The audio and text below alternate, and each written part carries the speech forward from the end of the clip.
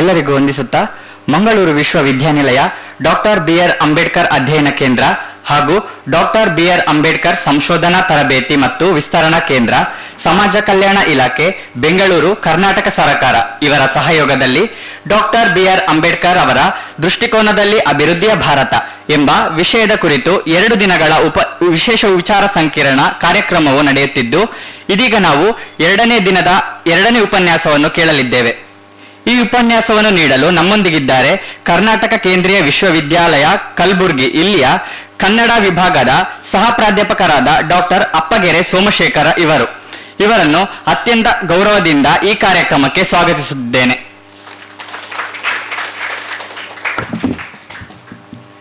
ಸಭೆಗೆ ಶ್ರೀಯುತರ ಪರಿಚಯ. ರಾಮನಗರ ಜಿಲ್ಲೆಯ ಚನ್ನಪಟ್ಟಣ ತಾಲೂಕಿನ ಅಪ್ಪಗೆರೆ ಗ್ರಾಮದ ಮಣ್ಣಿನ ಮಗ ಡಾಕ್ಟರ್ ಸೋಮಶೇಖರ್.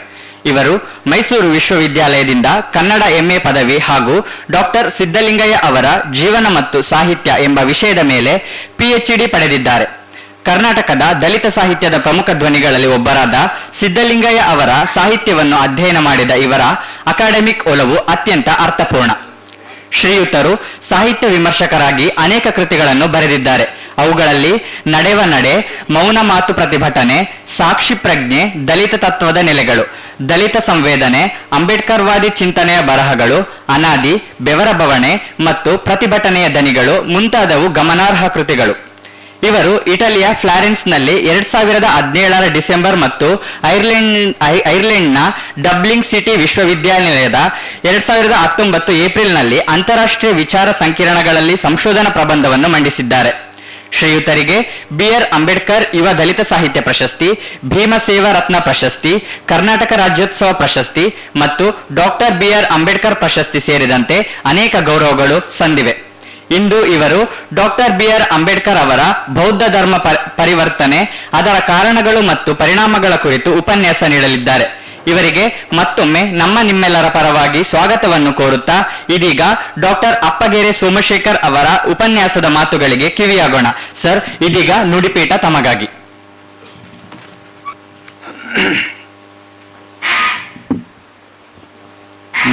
ಮಂಗಳೂರು ವಿಶ್ವವಿದ್ಯಾಲಯದ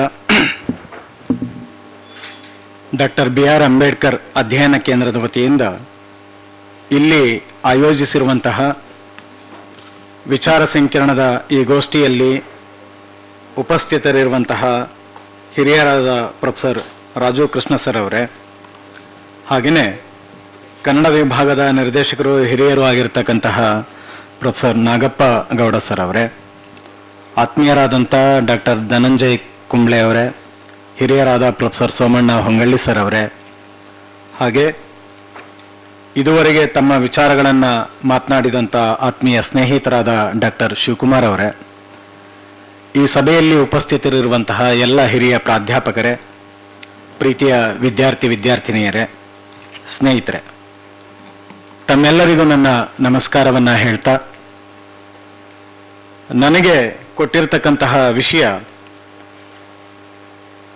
ಡಾಕ್ಟರ್ ಬಿ.ಆರ್. ಅಂಬೇಡ್ಕರ್ ಅವರ ಬೌದ್ಧ ಧರ್ಮಕ್ಕೆ ಪರಿವರ್ತನೆ, ಕಾರಣಗಳು ಮತ್ತು ಪರಿಣಾಮಗಳು ಅನ್ನುವ ವಿಷಯದ ಹಿನ್ನೆಲೆಯಲ್ಲಿ ಕೆಲವು ಸಂಗತಿಗಳನ್ನು ತಮ್ಮ ಜೊತೆ ಹಂಚಿಕೊಳ್ಳಿಕ್ಕೆ ಇಷ್ಟಪಡ್ತೇನೆ. ಈಗಾಗಲೇ ಡಾಕ್ಟರ್ ಶಿವಕುಮಾರ್ ಅವರು ಸಾಕಷ್ಟು ವಿಚಾರಗಳನ್ನು ತಮ್ಮ ಜೊತೆ ಮಾತನಾಡಿದ್ದಾರೆ. ಅವರ ಒಟ್ಟು ಮಾತುಗಳನ್ನು ಕೇಳಿಸಿಕೊಳ್ಳುವಾಗ ನನಗೆ ಒಂದು ವಿಷಯ ಮನಸ್ಸಿಗೆ ಬಂತು, ಮತ್ತೆ ಅಂತ. ಅವರ ಒಟ್ಟು ಮಾತುಗಳು ಯಾರನ್ನ ಕುರಿತು ಮಾತನಾಡ್ತಾ ಇದ್ರು ಅಂತ ಯೋಚನೆ ಮಾಡಿದಾಗ ನನಗನ್ಸಿದ್ದು ಇಡೀ ಭಾರತವನ್ನ ಕುರಿತು ಮಾತನಾಡ್ತಾ ಇದ್ರು ಅಂತ. ಬಾಬಾ ಸಾಹೇಬ್ ಅಂಬೇಡ್ಕರ್ ಅವರು ಕೂಡ ಹೌದು. ಆದರೆ ಅದು ಯಾವ ಭಾರತದ ಬಗ್ಗೆ, ಯಾವ ಭಾರತವನ್ನ ಕುರಿತು ಮಾತನಾಡ್ತಾ ಇದ್ರು? ಶತಮಾನಗಳಿಂದಲೂ ಕೂಡ ಅನೇಕ ಸಮಾಜ ಪರಿವರ್ತನಕಾರರು ಈ ಭಾರತವನ್ನ ಕುರಿತು ಮಾತನಾಡ್ತಾನೆ ಬಂದಿದ್ದಾರೆ. ಆದರೆ ಬಹುಶಃ ಅವ್ರಿಗೂ ಗೊತ್ತಿತ್ತೋ ಗೊತ್ತಿಲ್ವೋ, ಅವ್ರು ಮಾತನಾಡ್ತಾ ಇದ್ದದ್ದು ಯಾವ ಭಾರತದ ಬಗ್ಗೆ, ಯಾವ ಭಾರತದ ಮುಂದೆ ಮಾತನಾಡ್ತಾ ಇದ್ರು ಅಂದ್ರೆ ಅದು ಮಾತು ಕೇಳದ ಭಾರತದ ಬಗ್ಗೆ ಅಂತ. ಬಹುಶಃ ಶಿವಕುಮಾರ್ ಅವರ ಒಟ್ಟು ಮಾತುಗಳು ಮಾತು ಕೇಳದ ಭಾರತದ ಬಗ್ಗೆನೇ ಅವ್ರು ಮಾತನಾಡ್ತಾ ಇದ್ರು ಅಂತ ಅನ್ಸುತ್ತೆ. ಈಗ ನನ್ನ ಮಾತುಗಳು ಕೂಡ ಮಾತು ಕೇಳದ ಭಾರತದ ಬಗ್ಗೆನೇ ಮಾತನಾಡಬೇಕಾಗಿದೆ. ಹಾಗಾದ್ರೆ ಈ ಮಾತು ಕೇಳದ ಭಾರತವನ್ನ ಮಾತು ಕೇಳುವ ಹಾಗೆ ಮಾಡೋದು ಹೇಗೆ ಅನ್ನೋದೇ ನಮ್ಮ ಮುಂದೆ ಇರುವ ಬಹಳ ದೊಡ್ಡ ಪ್ರಶ್ನೆ ಅಂತ. GS ಶಿವರುದ್ರಪ್ಪ ಬೌದ್ಧ ಪೂರ್ಣಿಮೆಗೆ ಬರೆದ ಒಂದು ಲೇಖನದ ಒಳಗಡೆ ತುಂಬಾ ಪ್ರಸ್ತುತವಾದ ಒಂದು ಸಾಲನ್ನ ಬರೀತಾರೆ. ಇಡೀ ಜಗತ್ತಿನ ಎದುರು ಇರೋದು ಎರಡೇ ಆಯ್ಕೆ, ಒಂದು ಯುದ್ಧ, ಇನ್ನೊಂದು ಬುದ್ಧ ಅಂತ. ನಿನ್ನೆ ಮೊನ್ನೆ ಇವತ್ತಿಗೂ ಕೂಡ ಜಗತ್ತಲ್ಲಿ ಆಗ್ತಾ ಇರುವಂಥದ್ದು ಇರಾನ್, ಇಸ್ರೇಲ್, ಅಮೆರಿಕದ ಸಂದರ್ಭವನ್ನ ಗಮನಿಸ್ಕೊಂಡ್ರೆ ನಿಮ್ಗೆ ಅರ್ಥ ಆಗತ್ತೆ. ಜಗತ್ತಿನ ಎದುರು ಉಳಿದಿರೋದು ಎರಡೇ ಆಯ್ಕೆ, ಒಂದು ಯುದ್ಧ, ಇನ್ನೊಂದು ಬುದ್ಧ ಅಂತ. ಅದರಲ್ಲಿ ಯಾವುದನ್ನು ಆಯ್ಕೆ ಮಾಡ್ಕೋಬೇಕು ಅಂತ ಯೋಚನೆ ಮಾಡಬೇಕಾಗಿದೆ. ಭಾರತದ ಸಂದರ್ಭಕ್ಕೆ ಇರುವ ಬಹಳ ಮುಖ್ಯವಾದ ಇವತ್ತಿನ ಸಂದರ್ಭದ ಬಹಳ ತುರ್ತಿನ ಆಯ್ಕೆಗಳು ಅಂದ್ರೆ ಒಂದು ಬುದ್ಧ, ಇನ್ನೊಂದು ಬಾಬಾ ಸಾಹೇಬ್ ಅಂಬೇಡ್ಕರ್, ಮತ್ತೊಂದು ಕಾನ್ಸ್ಟಿಟ್ಯೂಷನ್. ಇದನ್ನ ಈ ಮೂರು ವ್ಯಕ್ತಿತ್ವಗಳನ್ನ, ಚಿಂತನ ಕ್ರಮಗಳನ್ನ ನೀವು ನಿರಾಕರಿಸಿ ಪ್ರಬುದ್ಧ ಭಾರತವನ್ನ ಕಟ್ಟೋದಕ್ಕಾಗ್ಲಿ, ಅದರ ಸಮಸ್ಯೆಗಳನ್ನ ಪರಿಹರಿಸೋದಕ್ಕಾಗ್ಲಿ ಸಾಧ್ಯನೇ ಇಲ್ಲ ಅಂತ ಅನ್ಸುತ್ತೆ. ಬಾಬಾ ಸಾಹೇಬ್ ಅಂಬೇಡ್ಕರ್ ಅವರು ಅನೇಕ ಮಾತುಗಳನ್ನು ಮಾತನಾಡಿದ್ದಾರೆ. ಅದು ಇವತ್ತಿಗೂ ರೆಲೆವೆನ್ಸ್, ತುಂಬಾ ಪ್ರಸ್ತುತವಾದ ಮಾತುಗಳನ್ನು ತುಂಬಾ ಮಾತನಾಡಿದ್ದಾರೆ. ನನ್ನ ವಿಷಯಕ್ಕೆ ಪೂರಕವಾದ ಮಾತುಗಳು ಯಾವುದು ಅಂದ್ರೆ ಎರಡು ಮಾತುಗಳು. ಬಾಬಾ ಸಾಹೇಬ್ರು ಹೇಳಿದ್ದು, ಯಾವ ಸಮುದಾಯ ತನ್ನ ಪರಂಪರೆ ಮತ್ತು ಚರಿತ್ರೆಯನ್ನ ಮರೆಯುತ್ತದೋ ಆ ಸಮುದಾಯ ತನ್ನೆಲ್ಲ ಹಕ್ಕು ಮತ್ತೆ ಅಧಿಕಾರವನ್ನ ಕಳೆದುಕೊಳ್ಳುತ್ತದೆ ಅಂತ. ನಿಮಗೆ ಬುದ್ಧರ ಚರಿತ್ರೆಗಳು ಗೊತ್ತಿಲ್ಲ ಅಂದ್ರೆ ಬಾಬಾ ಸಾಹೇಬ್ ಅಂಬೇಡ್ಕರ್ ಅರ್ಥ ಆಗ್ಲಿಕ್ಕೆ ಸಾಧ್ಯನೇ ಇಲ್ಲ, ಇಂಡಿಯನ್ ಕಾನ್ಸ್ಟಿಟ್ಯೂಷನ್ ಅರ್ಥ ಆಗ್ಲಿಕ್ಕೆ ಸಾಧ್ಯನೇ ಇಲ್ಲ, ಬುದ್ಧರ ಚಿಂತನೆಗಳು ಅರ್ಥ ಆಗದೆ ಹೋದ್ರೆ ಅಂತ. ಹಾಗಾಗಿ ನಮ್ಮ ಚರಿತ್ರೆ ಮತ್ತು ಪರಂಪರೆಯನ್ನ, ಅಂದ್ರೆ ನಮ್ಮ ಪಠ್ಯಕ್ರಮಗಳ ಮೂಲಕ ಶಾಲಾ ಕಾಲೇಜುಗಳಲ್ಲಿ ಹೇಳಿಕೊಟ್ಟ ಚರಿತ್ರೆ ಅಲ್ಲ, ಅದು ಪರೀಕ್ಷೆಗಾಗಿ ಹೇಳಿಕೊಟ್ಟ ಚರಿತ್ರೆ ಅಂತ. ನಮ್ಮ ಪಠ್ಯಕ್ರಮದಲ್ಲಿ ದಾಖಲಾಗದೆ ಹೊರಗಿರುವ ಅನೇಕ ಸತ್ಯದ ಚರಿತ್ರೆಗಳು ಇದಾವೆ. ಅದನ್ನ ನಾವು ಶೋಧಿಸ್ಕೋಬೇಕಾಗಿದೆ. ಅದನ್ನ ಬಾಬಾ ಸಾಹೇಬ್ ಅಂಬೇಡ್ಕರ್ ತುಂಬಾ ಪ್ರಜ್ಞಾಪೂರ್ವಕವಾಗಿ ನಮ್ಮ ಪಠ್ಯದ ಒಳಗಡೆ ಸೇರಿಸದೇ ಇರುವ ಚರಿತ್ರೆಗಳನ್ನ ಶೋಧಿಸಿಕೊಟ್ಟಿದ್ದಾರೆ. ಅಂತಹ ಮಹತ್ವದ ಚರಿತ್ರೆ, ಅವರು ಶೋಧಿಸಿದ ಮಹತ್ವದ ಚರಿತ್ರೆಗಳಲ್ಲಿ ಬುದ್ಧ ಚರಿತೆಯೂ ಕೂಡ ಒಂದು ಅಂತ. ಬುದ್ಧ ಚರಿತೆಯೂ ಕೂಡ ಒಂದು ಅಂತ. ಈ ನಮ್ಮ ಪರಂಪರೆ ಮತ್ತು ಚರಿತ್ರೆಯನ್ನ ಅರ್ಥ ಮಾಡಿಕೊಳ್ಳುವ ಮೊದಲಿಗೆ ನಾವು ಮಾನಸಿಕವಾಗಿ ಸಿದ್ಧರಾಗಬೇಕು ಅಂತ. ಮಾತು ಕೇಳದ ಭಾರತ ಮಾತು ಕೇಳುವ ಹಾಗಾಗಬೇಕು ಅಂದ್ರೆ ಅದು ಸ್ವಲ್ಪ ಅದರ ಮೇಲೆ ಒಂದು ಚಿಕಿತ್ಸೆಯ ಅಗತ್ಯವಿದೆ, ಅನಿವಾರ್ಯತೆ ಇದೆ ಅಂತ. ಅದನ್ನು ಬಾಬಾ ಸಾಹೇಬ್ ಅಂಬೇಡ್ಕರ್ ಅವರೇ ಹೇಳಿದ್ದು. ಯಾವುದೇ ಒಂದು ಸಮುದಾಯ, ವ್ಯಕ್ತಿ, ಸಮಾಜ ಪ್ರಗತಿ ಹೊಂದಬೇಕಾದರೆ ಆ ವ್ಯಕ್ತಿ, ಸಮಾಜ, ಸಮುದಾಯ ಮೊದಲು ಮಾನಸಿಕ ಗುಲಾಮಗಾರಿಕೆಯಿಂದ ಬಿಡುಗಡೆಗೊಳ್ಳಬೇಕು ಅಂತ ಹೇಳಿದರು. Cultivation of the mind should be the ultimate aim of human existence ಅಂತ ಮಾತನಾಡಿದ್ರು ಅನಿಹಿಲೇಷನ್ ಆಫ್ ಕಾಸ್ಟ್ ಒಳಗಡೆ. ಈ ಮಾನಸಿಕ ಗುಲಾಮಗಾರಿಕೆಯಿಂದ ಭಾರತ ಇವತ್ತಿಗೂ ಕೂಡ ಬಿಡುಗಡೆಗೊಂಡಿಲ್ಲ ಅಂತ. ಅದು ಕೇವಲ ಅಸ್ಪೃಶ್ಯ ಸಮುದಾಯಗಳ ಗುಲಾಮಗಾರಿಕೆಯನ್ನ ಕುರಿತು ಮಾತನಾಡಲಿಲ್ಲ, ಅದು ಅಸ್ಪೃಶ್ಯತೆಯನ್ನ ಆಚರಿಸುವವರ ಮಾನಸಿಕ ಗುಲಾಮಗಾರಿಕೆಯನ್ನು ಕುರಿತು ಮಾತನಾಡಿದ್ದಾರೆ ಬಾಬಾ ಸಾಹೇಬ್ ಅಂಬೇಡ್ಕರ್ ಅವರು. ಈ ಹಿನ್ನೆಲೆಯಲ್ಲಿ ನಾವು ಬುದ್ಧರ, ಬಾಬಾ ಸಾಹೇಬ್ ಅಂಬೇಡ್ಕರ್ ಅವರ ಚಿಂತನೆಗಳನ್ನ ಅರ್ಥ ಮಾಡ್ಕೊಳ್ಬೇಕಾಗಿದೆ. ನಮಗೆ ಹೇಳಿಕೊಟ್ಟ, ನಾವು ಕೇಳಿಸಿಕೊಂಡ ಅಂಬೇಡ್ಕರ್ ಅವರು ಯಾರು?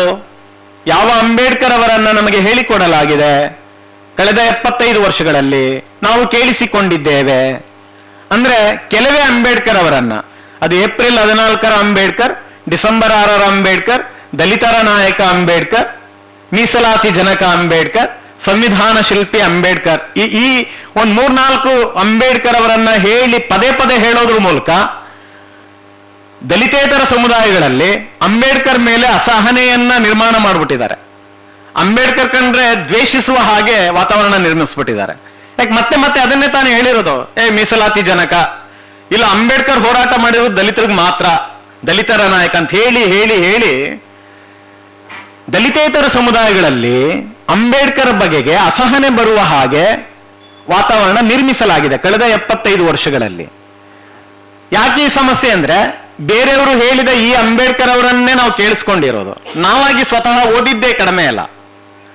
ನಾವು ಓದದೇ ಇರುವ, ನಾವು ಕೇಳಿಸಿಕೊಳ್ಳದೇ ಇರುವ, ನಮಗೆ ಹೇಳಿಕೊಡದೇ ಇರುವ ಅಂಬೇಡ್ಕರ್ ಅವರು ತುಂಬಾ ಇದ್ದಾರೆ. ಅದನ್ನೇ ಶಿವಕುಮಾರ್ ಅವರು ಹೇಳಿದ್ದು. ಮಹಿಳಾವಾದಿ ಅಂಬೇಡ್ಕರ್ ಮಾತಾಡ್ಲೇ ಇಲ್ಲ ತುಂಬಾ ವರ್ಷಗಳ ಕಾಲ. ಕಾರ್ಮಿಕವಾದಿ ಅಂಬೇಡ್ಕರ್ ಮಾತಾಡ್ಲೇ ಇಲ್ಲ. ರೈತವಾದಿ ಅಂಬೇಡ್ಕರ್, ನೀರಾವರಿ ತಜ್ಞ ಅಂಬೇಡ್ಕರ್, ಅರ್ಥಶಾಸ್ತ್ರಜ್ಞ ಅಂಬೇಡ್ಕರ್, ಸಮಾಜಶಾಸ್ತ್ರಜ್ಞ ಅಂಬೇಡ್ಕರ್, ಫಿಲಾಸಫಿ ಅಂಬೇಡ್ಕರ್, ತತ್ವಶಾಸ್ತ್ರರಾಗಿ ಅಂಬೇಡ್ಕರ್ ಅವರನ್ನ ನಮ್ಗೆ ಹೇಳ್ಕೊಡ್ಲೇ ಇಲ್ಲ. ನಮ್ಮಿಂದ ಮರೆಮಾಚಲಾಗಿದೆ. ನಾವು ಓದ್ಲೇ ಇಲ್ವಲ್ಲ. ಆ ಕಾರಣಕ್ಕಾಗಿ ನಮ್ಗೆ ಏನನ್ಸುತ್ತೆ, ನಮ್ಮೊಳಗಡೆ ಅಂಬೇಡ್ಕರ್ ಮೇಲೆ ಅಸಹನೆ, ಅಂಬೇಡ್ಕರ್ ಮೇಲೆ ದ್ವೇಷ, ಸಿಟ್ಟು. ಅದು ನ್ಯಾಚುರಲ್ ಆಗಿ ಅವರು ಬರೆದ ಸಂವಿಧಾನದ ಮೇಲೂ ಅಸಹನೆ ಇದೆ ಅಂತ.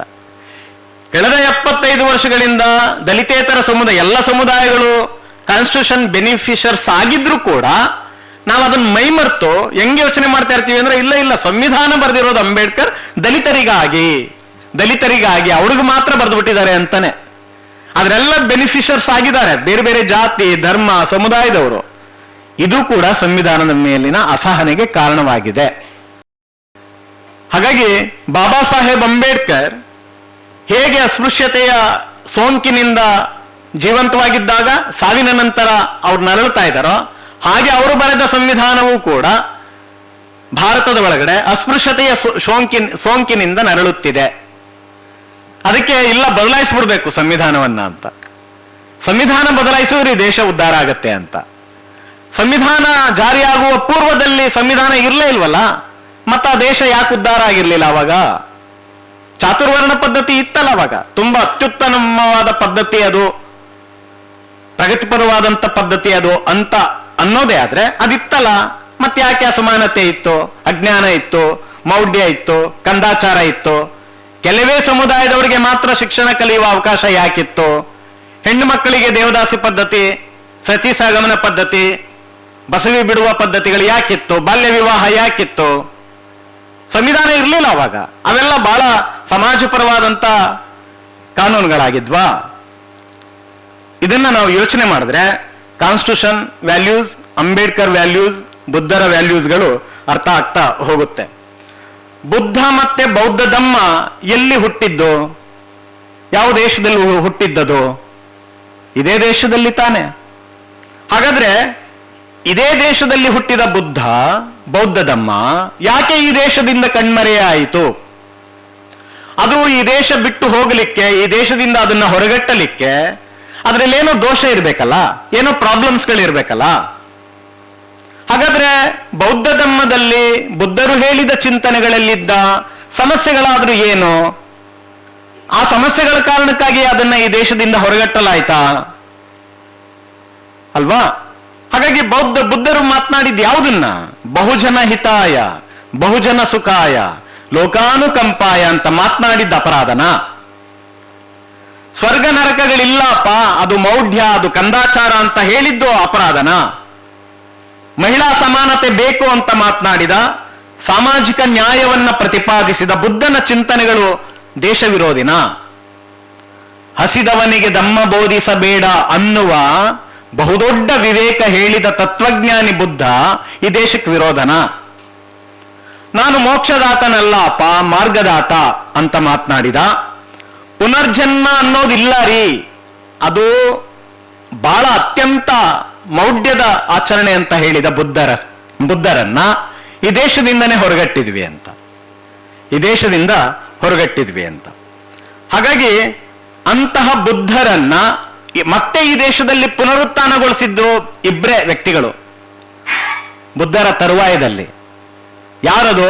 ಒಂದು ಸಾಮ್ರಾಟ್ ಅಶೋಕ, ಮತ್ತೊಂದು Baba Saheb Ambedkar, through the constitution and also Buddha and his Dhamma text ಮೂಲಕ.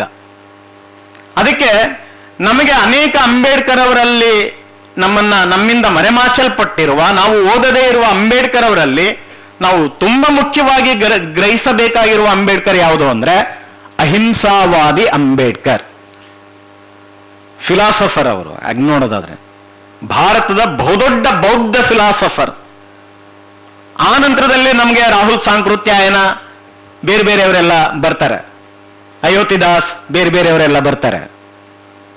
ಬಾಬಾ ಸಾಹೇಬ್ ಅಂಬೇಡ್ಕರ್ ಅವರ ಅಹಿಂಸಾವಾದಿ ಅಂಬೇಡ್ಕರ್ ಅನ್ನುವ ಆ ಆಲೋಚನೆಗಳನ್ನ ನಾವು ಚಿಂತನೆ ಮಾಡಬೇಕಾಗಿದೆ ಅಂತ ಅನ್ಸುತ್ತೆ. ಬಾಬಾ ಸಾಹೇಬ್ ಅಂಬೇಡ್ಕರ್ ಅವರು ಬೌದ್ಧ ಧರ್ಮಕ್ಕೆ ಮರಳವೇ ಹೋಗಿದ್ದರೆ ಅನ್ನೋ ಪ್ರಶ್ನೆಯನ್ನ ಸುಮ್ಮನೆ ಕೇಳ್ಕೊಳ್ಳಿ.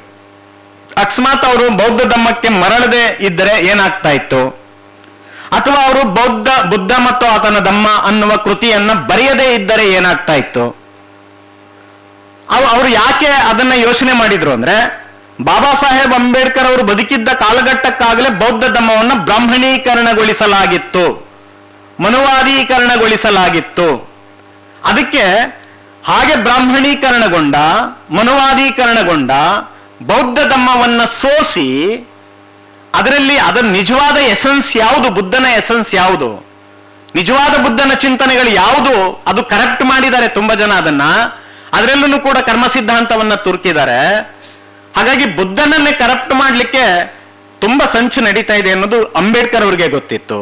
ಅದಕ್ಕೆ ಅವರು ಅದನ್ನೆಲ್ಲ ಜರಡಿ ಹಾಡಿ ಸೋಸಿ ನಿಜವಾದ ಒರಿಜಿನಲ್ ಬುದ್ಧಿಸಂ, ಬುದ್ಧನ ಥಾಟ್ಸ್ ಯಾವುದು ಅನ್ನೋದನ್ನ ನನ್ನ ನಂತರದ ತಲೆಮಾರಿಗೆ ತಿಳಿಸಬೇಕಾಗಿದೆ, ದಾಖಲಿಸಬೇಕಾಗಿದೆ ಅಂತ ಸಾಯುವ ಕೊನೆಗಾಲದಲ್ಲಿ ಬರೆದ, ಅವರು ಬದುಕಿದ್ದಾಗ ಪ್ರಕಟವಾಗದೇ ಇದ್ದ ಪುಸ್ತಕವೇ ಬುದ್ಧ ಅಂಡ್ ಹಿಸ್ ಧಮ್ಮ.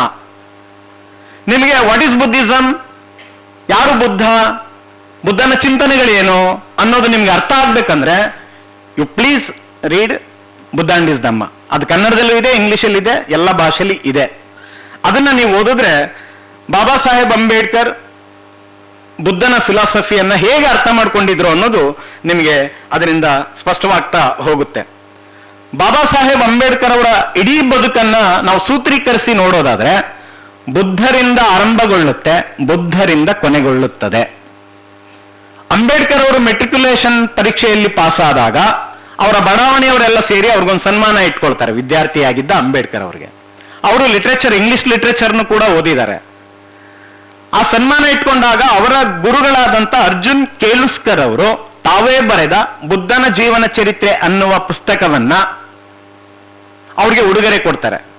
ಅಂಬೇಡ್ಕರ್, ವಿದ್ಯಾರ್ಥಿಯಾಗಿದ್ದ ಅಂಬೇಡ್ಕರ್ ಅವರಿಗೆ ಬುದ್ಧರ ಜೀವನ ಚರಿತ್ರೆ ಪುಸ್ತಕ, ಕೇಳುಸ್ಕರ್ ಅವರು ಬರೆದ ಪುಸ್ತಕದ ಮೂಲಕ ಬುದ್ಧರ ಚಿಂತನೆಗೆ ಪ್ರವೇಶ ಪಡ್ಕೊಳ್ತಾರೆ ಅಂಬೇಡ್ಕರ್ ಅವರು. ಅಂಬೇಡ್ಕರ್ ಅವರೇ ಬಹಳ ಸ್ಪಷ್ಟವಾಗಿ ಹೇಳ್ತಾರೆ, ನನ್ನ ಗುರು 3 ಜನ, ಒಂದು ಬುದ್ಧ, ಇನ್ನೊಂದು ಕಬೀರ್, ಮತ್ತೊಂದು ಜ್ಯೋತಿಬಾ ಫುಲೆ, ಇನ್ಕ್ಲೂಡಿಂಗ್ ಸಾವಿತ್ರಿಬಾಯಿ ಫುಲೆ ಆಲ್ಸೋ. ಯಾಕೆಂದ್ರೆ ಅವ್ರ ತಂದೆ, ಸ್ವತಃ ಅಂಬೇಡ್ಕರ್ ಅವ್ರ ತಂದೆ ಕಬೀರ್ ಪಂಥಕ್ಕೆ ಸೇರಿದವರು. ಪ್ರತಿದಿನ ಅವ್ರ ಮನೆ ಒಳಗಡೆ ಕಬೀರ್ ದೋಹೆಗಳನ್ನ ಹೇಳ್ಕೊಡ್ತಾ ಇದ್ರು. ಕಬೀರ್ ದೋಹೆಗಳನ್ನ ಕೇಳ್ತಾ ಬೆಳೆದಂತ ಅಂಬೇಡ್ಕರ್ ಅವರು ಬಹಳ ಸ್ಪಷ್ಟವಾಗಿ ನನ್ನ ಗುರುಗಳು ಇವ್ರು 3 ಜನ, ನನ್ನ ಫಿಲಾಸಫರ್ಸ್ ಅನ್ನೋದೇ ಬುದ್ಧ, ಕಬೀರ್ ಅಂಡ್ ಜ್ಯೋತಿಬಾ ಫುಲೆ ಅಂತ ಡಿಕ್ಲೇರ್ ಮಾಡ್ತಾರೆ ಅವರು. ಹಾಗಾಗಿ ಕೇಳುಸ್ಕರ್ ಅವರ ಪುಸ್ತಕದ ಓದಿನ ಮೂಲಕ ಅಂಬೇಡ್ಕರ್ ಚಿಂತನೆಯನ್ನು ಪ್ರವೇಶಿಸಿದ ಅಂಬೇಡ್ಕರ್ ಅವರು, ಬುದ್ಧರ ಚಿಂತನೆಯನ್ನು ಪ್ರವೇಶಿಸಿದ ಅಂಬೇಡ್ಕರ್ ಅವರು ಬದುಕು ಕೊನೆಗೊಂಡಿದ್ದು ಕೂಡ ಬುದ್ಧ ಅಂಡ್ ಹಿಸ್ ಧಮ್ಮ ಕೃತಿಯನ್ನ ಅಂತಿಮಗೊಳಿಸಿ 1956 ಡಿಸೆಂಬರ್ 5ರ ರಾತ್ರಿ ತನ್ನ ಸಹಾಯಕರಾದ ನಾನಕ್ ಚಂದ್ರತ್ತುಗೆ ಆ ಬುದ್ಧ ಅಂಡ್ ಹಿಸ್ ಧಮ್ಮ ಕೃತಿಗೆ ಬರೆದ ಮುನ್ನುಡಿಯನ್ನ ನಾನು ಮಲಗುವ ಹಾಸಿಗೆಯ ಟೇಬಲ್ ಹತ್ರ ಇಟ್ಟೋಗಪ್ಪ, ನಾನು ಇನ್ನೊಮ್ಮೆ ಅದನ್ನು ತಿದ್ದುಪಡಿ ಮಾಡಬೇಕಾಗಿದೆ ಅಂತ ಹೇಳ್ತಾರೆ. ನಾನಕ್ ಚಂದ್ರತ್ತು ಅದನ್ನ ಇಟ್ಟೋಗ್ತಾರೆ. ಮಲಗುವ ಮುನ್ನ ಅಂಬೇಡ್ಕರ್ ತಾವು ಬರೆದ ಬುದ್ಧ ಅಂಡ್ ಹಿಸ್ ಧಮ್ಮಕ್ಕೆ ಬರೆದ ಮುನ್ನುಡಿಯನ್ನ ತಿದ್ದುಪಡಿ ಮಾಡಿ ಮಲಗುವಾಗ ಬುದ್ಧಂ ಶರಣಂ ಗಚ್ಚಾಮಿ, ಧಮ್ಮಂ ಶರಣಂ ಗಚ್ಚಾಮಿ, ಸಂಗಂ ಶರಣಂ ಗಚ್ಚಾಮಿ ಅಂತ ಹೇಳಿ ಅವ್ರು ಮಲಗಿದ್ದು. ಡಿಸೆಂಬರ್ 6 ಅವರು ನಮ್ಮನ್ನ ಅಗಲಿದ್ದು ಅಲ್ವಾ. ಇದು ಬಹಳ ಇಂಪಾರ್ಟೆಂಟ್. ಅದರ ನಡುವೆ 1956ರಲ್ಲಿ ಅವರು ಬೌದ್ಧ ಧಮ್ಮಕ್ಕೆ ಮರಳಿದ್ದನ್ನ ನಾವು ಗಮನಿಸ್ತೀವಿ. ಅದನ್ನ ನಂತರದಲ್ಲಿ ನಾನು ಬರ್ತೇನೆ. ಬಾಬಾ ಸಾಹೇಬ್ ಅಂಬೇಡ್ಕರ್ ಅವರ ಒಟ್ಟು ಬುದ್ಧಿಸಂ ಅಥವಾ ಬುದ್ಧಿಸ್ಟ್ ಫಿಲಾಸಫಿ, ಅಂಬೇಡ್ಕರ್ ಅವರ ಬುದ್ಧಿಸಂ ಫಿಲಾಸಫಿ ಯಾವುದು ಅಂದ್ರೆ ಅದನ್ನ ಅವರು ಪ್ರಬುದ್ಧ ಭಾರತ ನೋಡ್ರಿ. ಅದಕ್ಕೆ ಅವರು ಪತ್ರಿಕೆಗೆ ಇಟ್ಟ ಕೊನೆಯ ಹೆಸರದು ಪ್ರಬುದ್ಧ ಭಾರತ. ಮೊದಲು ಮೂಕನಾಯಕ, ಆಮೇಲೆ ಬಹಿಷ್ಕೃತ ಭಾರತ, ಆಮೇಲೆ ಸಮತಾ ಜನತಾ, ಇವೆಲ್ಲ ಆದ್ಮೇಲೆ ಅವ್ರ ಕನಸು ಯಾವುದು, ಪ್ರಬುದ್ಧ ಭಾರತ ಅಂತ. ಹಾಗಾದ್ರೆ ಏನದು ಪ್ರಬುದ್ಧ ಭಾರತ? ಅಂಬೇಡ್ಕರ್ ಅವರು ಕಂಡ ಪ್ರಬುದ್ಧ ಭಾರತದ ಕನಸು ಅಂದ್ರೆ ಯಾವುದು? ಯಾವುದನ್ನ ಅವರು ಪ್ರಬುದ್ಧ ಭಾರತ ಅಂತ ಹೇಳ್ತಾ ಇದ್ದಾರೆ? ಬಹಳ ಸಿಂಪಲ್ ಆಗಿ ನಾವು ಅರ್ಥ ಮಾಡ್ಕೊಳ್ಳೋದಾದ್ರೆ, ಜಾತೀಯತೆ ಇಲ್ಲದ, ಅಸಮಾನತೆ ಇಲ್ಲದ, ಮಹಿಳೆಯರನ್ನ ಶೋಷಣೆ ಮಾಡದ, ತಾರತಮ್ಯವಿಲ್ಲದ, ಹಸಿವು ಬಡತನಗಳಿಲ್ಲದ ನಾಡು, ಅದು ಪ್ರಬುದ್ಧ ಭಾರತ ಅಂತ ಯೋಚನೆ ಮಾಡಿದ್ದು. ಅಹಿಂಸಾ ಭಾರತ ಅಂತ ಯೋಚನೆ ಮಾಡಿದ್ದು ಬಾಬಾ ಸಾಹೇಬ್ ಅಂಬೇಡ್ಕರ್ ಅವರು. ನನಗೆ ಇಲ್ಲಿ ಅದಕ್ಕೆ ಬಾಬಾ ಸಾಹೇಬ್ ಅಂಬೇಡ್ಕರ್ ಅವರು 1920ರ ನಂತರದಲ್ಲಿ ಸಾಮಾಜಿಕ ಚಳುವಳಿಗೆ ತೊಡಗಿಕೊಂಡಾಗ ಕಾಲಕಾಲಕ್ಕೆ ಮತ್ತೆ ಮತ್ತೆ ಬುದ್ಧನ ಚಿಂತನೆಗಳನ್ನ ಮುಖಾಮುಖಿ ಆಗ್ತಾನೆ ಹೋಗ್ತಾರೆ ಅವರು. ಅದನ್ನ ಅವ್ರ ಬರಹಗಳನ್ನ ಓದಿದಾಗ ನಮ್ಗೆ ಗೊತ್ತಾಗುತ್ತೆ ಸ್ನೇಹಿತರೆ. ಹಾಗಾದ್ರೆ ಬಾಬಾ ಸಾಹೇಬ್ ಅಂಬೇಡ್ಕರ್ ಬೌದ್ಧ ಧಮ್ಮವನ್ನ ಯಾಕೆ ಯೋಚನೆ ಮಾಡ್ತಾ ಇದ್ರು, ಯಾಕೆ ಬೌದ್ಧ ಧಮ್ಮಕ್ಕೆ ಹೋಗ್ಬೇಕು ಅಂತ ಯೋಚನೆ ಮಾಡ್ತಾ ಇದ್ರು ಅಂತ, ಆ ಅಹಿಂಸಾವಾದಿ ಅಂಬೇಡ್ಕರ್ ಅನ್ನುವ ಆ ಅಂಬೇಡ್ಕರ್ ಅವರ ಚಿಂತನೆಗಳನ್ನ ನೀವು ಯೋಚನೆ ಮಾಡಿದ್ರೆ, ಆ ಚಿಂತನೆಗಳಿಗೆ ಬಹಳ ಸ್ಪಷ್ಟವಾದ ಒಂದು ಉದಾಹರಣೆ ಯಾವುದು ಅಂದ್ರೆ, ಅವ್ರು ಡೆಮೋಕ್ರಸಿ ಅಂದ್ರೆ ಏನು ಅನ್ನೋದನ್ನ ವ್ಯಾಖ್ಯಾನಿಸ್ತಾರೆ. ಪ್ರಜಾಪ್ರಭುತ್ವವೆಂದರೇನು ಪೊಲಿಟಿಕಲ್ ಸೈನ್ಸ್ ಅಲ್ಲಿ? ಪ್ರಜೆಗಳಿಂದ ಪ್ರಜೆಗಳಿಗಾಗಿ ಪ್ರಜೆಗಳಿಗೋಸ್ಕರ ಅಂತ. ಯಾವ ಪ್ರಜೆಗಳಿಂದ, ಯಾವ ಪ್ರಜೆಗಳಿಗಾಗಿ, ಯಾವ ಪ್ರಜೆಗಳಿಗೋಸ್ಕರ? ಅಲ್ಲಿ ಸಮಸ್ಯೆ ಇದೆ, ಆ ವ್ಯಾಖ್ಯಾನದಲ್ಲೇ ಸಮಸ್ಯೆ ಇದೆ ಅಲ್ವಾ? ಆದ್ರೆ ಅಂಬೇಡ್ಕರ್ ಕೊಟ್ಟ ವ್ಯಾಖ್ಯಾನ ಇದೆಯಲ್ಲ, ವಾಟ್ ಈಸ್ ಡೆಮೋಕ್ರಸಿ ಅಂದ್ರೆ ಅವ್ರು ಹೇಳ್ತಾರೆ, ಇದು ನನಗೆ ಅವರ ಅಹಿಂಸಾವಾದಕ್ಕೆ ಬಹಳ ದೊಡ್ಡ ಎಕ್ಸಾಂಪಲ್ ಅಂತ. ಅದೇನು ಅಂದ್ರೆ, ಒಂದು ಹನಿ ರಕ್ತವನ್ನ ಭೂಮಿಗೆ ಚೆಲ್ಲದಂತೆ ಆಮೂಲಾಗ್ರ ಬದಲಾವಣೆಯನ್ನ ತರಬಲ್ಲ ವ್ಯವಸ್ಥೆಯೇ ಪ್ರಜಾಪ್ರಭುತ್ವ ಅಂತ ಹೇಳಿದವರು. ಒಂದು ಹನಿ ರಕ್ತವನ್ನು ಚೆಲ್ಲದಂತೆ ಅಂತ. ದಿಸ್ ಇಸ್ ಅಹಿಂಸಾವಾದಿ ಅಂಬೇಡ್ಕರ್ ಅಂತ ನನಗೆ ಅನ್ಸುತ್ತೆ. ಹಾಗಾಗಿ ಭಾರತ ಸ್ವಾತಂತ್ರ್ಯವಾದರಷ್ಟೇ ಸಾಲದು, ಭಾರತದ ಸಮಸ್ತ ನಾಗರಿಕರು ಸಮಾನ ಹಕ್ಕುಳ್ಳವರಾಗಬೇಕು ಅಂತ ಮಾತನಾಡಿದ್ದು ಕೂಡ ಬಾಬಾ ಸಾಹೇಬ್ ಅಂಬೇಡ್ಕರ್ ಅವರ ಚಿಂತನೆಗಳಲ್ಲಿ ನಮಗೆ ಸ್ಪಷ್ಟವಾಗಿ ಅರ್ಥ ಆಗ್ಲಿಕ್ಕೆ ಸಾಧ್ಯ ಅಂತ ಅನ್ಸುತ್ತೆ ಸ್ನೇಹಿತರೆ. ಹಾಗಾಗಿ ಅಂಬೇಡ್ಕರ್ ಅವರು ಬುದ್ಧರ ಚಿಂತನೆಗಳಿಗೆ ಮಾರು ಹೋಗೋದಕ್ಕೆ ಅವರ ಚಿಂತನೆಗಳಲ್ಲಿದ್ದಂತ ಪ್ರಸ್ತುತವಾದ ಮೌಲ್ಯಗಳೇ ಸಾಕ್ಷಿ ಅಂತ. ಬುದ್ಧರ ಚಿಂತನೆಗಳಲ್ಲಿ ಅವರು ನಮ್ಮ ಹೆಮ್ಮೆಯ ಸಮಾಜ ಸುಧಾರಕ ಬುದ್ಧ, ಅದಕ್ಕಾಗಿ ನನಗೆ ಅವ್ರ ಮೇಲೆ ಆಕರ್ಷಣೆ. ಸರ್ವಾಧಿಕಾರಿಯಾಗುವುದನ್ನ ಬುದ್ಧ ನಿರಾಕರಿಸ್ತಾರೆ, ವ್ಯಕ್ತಿ ಆರಾಧನೆಯನ್ನ ನಿರಾಕರಿಸ್ತಾರೆ ಅಂತ ಹೇಳಿದ್ರು. ಹಾಗೇನೆ ಬುದ್ಧ ಇಡೀ ಜಗತ್ತಿನಲ್ಲಿ ನನ್ನನ್ನ ಪ್ರಶ್ನೆ ಮಾಡಿ ಅಂತ ಹೇಳಿದ ಏಕೈಕ ತತ್ವಜ್ಞಾನಿ ಬುದ್ಧ. ಪ್ರಶ್ನೆ ಮಾಡಿದವರನ್ನ ಆ ಕಾಲದಿಂದಲೂ ಕೊಲ್ಲಲಾಗುತ್ತಿದೆ, ನಮ್ಮ ಕಾಲದಲ್ಲೂ ಕೊಲ್ಲಲಾಗಿದೆ. ದಾಬೋಲ್ಕರ್, ಪನ್ಸಾರೆ, ಗೌರಿ ಲಂಕೇಶ್, ಕಲ್ಬುರ್ಗಿ, ಪ್ರಶ್ನೆ ಮಾಡಿದವರನ್ನೇ ಕೊಲ್ಲಲಾಗಿದೆ. ಆದ್ರೆ ಬುದ್ಧ ಇಡೀ ಜಗತ್ತಿನಲ್ಲಿ ನನ್ನನ್ನ ಪ್ರಶ್ನೆ ಮಾಡಿ ಅಂತ ಹೇಳಿದ ಕಾರಣಕ್ಕಾಗಿ ಅಂಬೇಡ್ಕರ್ಗೆ ಅವ್ರು ಇಷ್ಟ ಆಗ್ತಾರೆ. ನನ್ನ ಧರ್ಮ ಶ್ರೇಷ್ಠ ಅಂತ ಹೇಳ್ತಾ ಇಲ್ಲಪ್ಪ, ಇನ್ನೊಂದು ಧರ್ಮವನ್ನು ಓದು, ಅಧ್ಯಯನ ಮಾಡು, ಕಂಪೇರಿಟಿವ್ಲಿ ಯೋಚನೆ ಮಾಡು, ಆಗ ನಿನಗೆ ಯಾವುದು ಸರಿ ಅನ್ಸುತ್ತೋ ಅದನ್ನ ಅನುಸರಿಸು ಅಂತ ಹೇಳಿದ್ದು ಬುದ್ಧ. ಬಹಳ ಮುಖ್ಯವಾಗಿ ನನ್ನ ಪಂಚೇಂದ್ರಿಯಗಳ ಅನುಭವಕ್ಕೆ ಬಾರದ ಯಾವುದನ್ನು ನಾನು ಒಪ್ಪುವುದಿಲ್ಲ ಅಂತ ಹೇಳಿದ ನಿಸರ್ಗವಾದಿ ಬುದ್ಧನನ್ನು ಅಂಬೇಡ್ಕರ್ ಇಷ್ಟಪಡ್ತಾ ಇದ್ರು. ನಿನ್ನರಿವೆ ನಿನಗೆ ಗುರು ಅಂತ ಮಾತನಾಡಿದ್ರು. ಅಗತ್ಯಕ್ಕಿಂತ ಮಿಗಿಲಾಗಿ ಏನನ್ನು ಸಂಗ್ರಹಿಸಬೇಡಿ ಅಂತ ಮಾರ್ಕ್ಸ್ ಹುಟ್ಟುವುದಕ್ಕಿಂತ ಶತಮಾನಗಳ ಹಿಂದೆ ಗೌತಮ ಬುದ್ಧ ಮಾತನಾಡಿದ್ರು. ಅದನ್ನ ಅಸಂಗ್ರಹ ತತ್ವ ಅಂತ ಸಮಕಾಲೀನರಾಗಿದ್ದ ಜೈನ ಧರ್ಮದ ಮಹಾವೀರನು ಕೂಡ ಮಾತನಾಡಿದ್ದಾರೆ. ಅಸಂಗ್ರಹ ತತ್ವ, ನಿಮ್ಮ ಅಗತ್ಯಕ್ಕಿಂತ ಮಿಗಿಲಾಗಿ ಆಹಾರ, ಭೂಮಿ, ಸಂಪತ್ತು, ಅಧಿಕಾರ ಯಾವುದನ್ನು ಸಂಗ್ರಹಿಸಬೇಡಿ ಅಂತ ಮಾತನಾಡಿದ ಬುದ್ಧ ಅಂಬೇಡ್ಕರ್ಗೆ ಇಷ್ಟ ಆಗಿದ್ದು.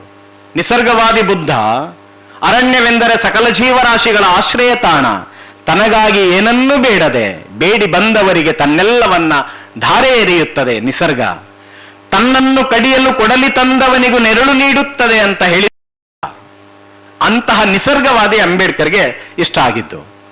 ಬುದ್ಧನ ಬಗ್ಗೆ ತುಂಬಾ ಜನ ಅಪಾರ್ಥಗಳನ್ನ ಮಾಡ್ಕೊಂಡು ಏನ್ ಹೇಳ್ತಾರೆ ಅಂದ್ರೆ, ಇಲ್ಲ ಅವರು ಮಹಿಳಾ ವಿರೋಧಿ, ಮಹಿಳೆಗೆ ಸಮಾನತೆ ಕೊಟ್ಟಿಲ್ಲ ಅಂತ. ತಪ್ಪು ಅದು. ಬೌದ್ಧ ಮಹಾಮಹಿಳೆಯರು ಅಂತ ಒಂದು ಇಂಗ್ಲಿಷ್ ಪುಸ್ತಕ ಕನ್ನಡಕ್ಕೆ ಅನುವಾದ ಆಗಿದೆ. ಬುದ್ಧನ ಸಂಘದ ಒಳಗಡೆ ಭಿಕ್ಕುಣಿಯರಾಗಿ ಅನೇಕ ಮಹಿಳೆಯರು ಇದ್ರು, ಸಾಧಕಿಯರು ಇದ್ರು ಅನ್ನೋದಕ್ಕೆ ಸಾಕ್ಷಿಗಳಿದ್ದಾವೆ. ಬುದ್ಧ ಹೇಗೆ 12ನೇ ಶತಮಾನದಲ್ಲಿ ವಚನಕಾರರು ಎಲ್ಲ ಜಾತಿ, ಎಲ್ಲ ಕಾಯಕ, ಎಲ್ಲ ಸಮುದಾಯದ ಹಿನ್ನೆಲೆಯವರನ್ನ ಇಟ್ಕೊಂಡು ಕಲ್ಯಾಣ ಕ್ರಾಂತಿ, ವಚನ ಕ್ರಾಂತಿಯನ್ನ ಕಟ್ಟಿದ್ರು, ಅದೇ ತರ ಬುದ್ಧ ಕೂಡ ತನ್ನ ಸಂಘದಲ್ಲಿ, ಭಿಕ್ಕು ಸಂಘದಲ್ಲಿ ಎಲ್ಲ ಸಾಮಾಜಿಕ ಹಿನ್ನೆಲೆಯನ್ನ ಅವರನ್ನ ಇಟ್ಕೊಂಡೆ ಆ ಚಳುವಳಿಯನ್ನ ಕಟ್ಟಿದ್ರು. ಉದಾಹರಣೆಗೆ ಬ್ರಾಹ್ಮಣನಾದ ಸಾರಿಪುತ್ತ ಮೊಗ್ಗಲಾನ ಬುದ್ಧನ ಶಿಷ್ಯರಾಗಿದ್ರು. ಶ್ರೀಮಂತ ಅರಸುರುಗಳಾಗಿದ್ದಂತಹ ಬಿಂಬಸಾರ ಪಸೆನಜಿತು ಬುದ್ಧನ ಶಿಷ್ಯರು. ಕ್ಷೌರಿಕ ಉಪಾಲಿ, ಪೌರಕಾರ್ಮಿಕನಾದಂತಹ ಸುನೀತ, ಅಸ್ಪೃಶ್ಯನಾದಂತಹ ಸೋಪಕ ಸುಪ್ಪಿಯ, ರೈತನಾಗಿದ್ದಂತಹ ಸುಮಂಗಲ, ಕುಷ್ಠರೋಗಿಯಾಗಿದ್ದಂತಹ ಸುಪ್ರಬುದ್ಧ, ಕುಂಬಾರನಾಗಿದ್ದ ದನ್ನಿಯ, ಆಸ್ತನದ ನಾರ್ತಕಿಯಾಗಿದ್ದ ಅಮ್ರಪಾಲಿ, ಇವರೆಲ್ಲರೂ ಕೂಡ, ಜೊತೆಗೆ ಅವನ ತಾಯಿ ಮತ್ತೆ ಹೆಂಡತಿ ಯಶೋಧರೆ ಗೌತಮಿ, ಇವರು ಕೂಡ ಬುದ್ಧನ ಶಿಷ್ಯರಾಗಿದ್ರು. ಅದೆಷ್ಟು ಡೆಮೋಕ್ರೆಟಿಕ್ ಆಗಿತ್ತು, ಸೆಕ್ಯುಲರ್ ಆಗಿತ್ತು ಅನ್ನೋದಕ್ಕೆ ಇವೆಲ್ಲ ಉದಾಹರಣೆ. ಆ ಕಾರಣಕ್ಕಾಗಿ ಬಾಬಾ ಸಾಹೇಬ್ ಅಂಬೇಡ್ಕರ್ ಬುದ್ಧರ ಬಗ್ಗೆ ಬಹಳ ಅವರನ್ನು ಅನುಸರಿಸಲಿಕ್ಕೆ ಕಾರಣವಾದಂಥ ಸಂಗತಿಗಳಿವು. ಬಾಬಾ ಸಾಹೇಬ್ ಅಂಬೇಡ್ಕರ್ ಬುದ್ಧರನ್ನ ಹೆಚ್ಚು ಹೆಚ್ಚು ಮತ್ತಷ್ಟು ಹತ್ತಿರ ಆಗ್ಲಿಕ್ಕೆ ಅವ್ರ ಬದುಕಿನಲ್ಲಿ ನಡೆದಂತ ಅನೇಕ ಘಟನೆಗಳು ಕಾರಣವಾಗಿರೋದನ್ನ ನಾವು ಗಮನಿಸ್ತೀವಿ. ಪ್ರಮುಖವಾಗಿ ಭಾರತದ ಜಾತಿ ವ್ಯವಸ್ಥೆ, ಅವರು ಅನುಭವಿಸಿದಂತ ಅಸ್ಪೃಶ್ಯತೆಯ ಅಪಮಾನಗಳು. ಆ ಕಾರಣಕ್ಕಾಗಿ ದೇಶದಲ್ಲಿರುವ ಬಹುಸಂಖ್ಯಾತ ಸಮುದಾಯ ಆ ಶೋಷಣೆಯನ್ನು ಅನುಭವಿಸ್ತಾ ಇರೋದನ್ನ ಕಂಡಿದ್ರು. ಇದಕ್ಕೆ ಪರಿಹಾರ ಏನು ಅಂತ, ಯಾವ ಹಿಂದೂ ಧರ್ಮ ಜಾತೀಯತೆ, ಅಸ್ಪೃಶ್ಯತೆ, ಅಸಮಾನತೆ, ಸ್ತ್ರೀ ವಿರೋಧಿ ಧೋರಣೆಗಳನ್ನು ಒಳಗೊಂಡಿದೆಯೋ ಅಂತಹ ಧರ್ಮದಿಂದ ಯಾವುದೇ ಸಮಾಜ, ಸಮುದಾಯ, ದೇಶ ಪ್ರಗತಿ ಹೊಂದಲಿಕ್ಕೆ ಸಾಧ್ಯವಿಲ್ಲ ಅನ್ನೋದನ್ನ ಅಧ್ಯಯನದ ಮೂಲಕ ಅವರು ಕಂಡುಕೊಂಡಿದ್ರು ಬಾಬಾ ಸಾಹೇಬ್ ಅಂಬೇಡ್ಕರ್. ಹಾಗಾದ್ರೆ ಈ ದೇಶಕ್ಕೆ ಬೇಕಾಗಿರುವ ಪರ್ಯಾಯವಾದ ಧಮ್ಮಚಿಂತನೆ ಯಾವುದು ಅಂತ ಅದನ್ನ ಸೀರಿಯಸ್ ಆಗಿ ಬುದ್ಧಿಸಮ್ ಅನ್ನ, ಅವ್ರಿಗೆ ಮುಸಲ್ಮಾನ ಧರ್ಮದ ಬಗ್ಗೆ ಅಧ್ಯಯನ ಇತ್ತು, ಸಿಖ್ ಧರ್ಮದ ಬಗ್ಗೆ ಅಧ್ಯಯನ ಇತ್ತು, ಹಾಗೇನೆ ಹಿಂದೂ ಧರ್ಮದ ಬಗ್ಗೆ ಅಧ್ಯಯನ ಇತ್ತು, ಜಗತ್ತಿನ ಅನೇಕ ಧರ್ಮಗಳನ್ನ ಅಧ್ಯಯನ ಮಾಡಿದ್ರು ಅವರು. ಕೊನೆಗೆ ಅಂತಿಮವಾಗಿ ಅವರು ಬೌದ್ಧ ಧರ್ಮವನ್ನ ಆಯ್ಕೆ ಮಾಡ್ಕೊಳ್ತಾರೆ. ಹಾಗಾದ್ರೆ ಈ ಪಯಣಕ್ಕೆ, ಬೌದ್ಧ ಧರ್ಮದ ಕಡೆಗಿನ ಅವರ ಪಯಣಕ್ಕೆ ಅನೇಕ ಕಾರಣಗಳಿದಾವೆ. ದಯಮಾಡಿ ನಿಮ್ಮಲ್ಲಿ ರಿಕ್ವೆಸ್ಟ್ ಮಾಡ್ತೇನೆ, ಅಂಬೇಡ್ಕರ್ ಅವರ ಕೆಲವು ಪುಸ್ತಕಗಳನ್ನು ನೀವು ಓದಲೇಬೇಕು. ಒಂದು ಅನಿಹಿಲೇಷನ್ ಆಫ್ ಕಾಸ್ಟ್, ಪ್ರಾಚೀನ ಭಾರತದಲ್ಲಿ ಕ್ರಾಂತಿ ಮತ್ತು ಪ್ರತಿಕ್ರಾಂತಿ. ಇನ್ನೊಂದು ಅವರು ಅಸೆಂಬ್ಲಿಯಲ್ಲಿ ಮಾಡಿದ ಸ್ಪೀಚ್. ಮತ್ತೊಂದು 1956 ಅಕ್ಟೋಬರ್ 15ನೇ ತಾರೀಕು ನಾಗ್ಪುರದಲ್ಲಿ ಮಾಡಿದ ಸ್ಪೀಚ್.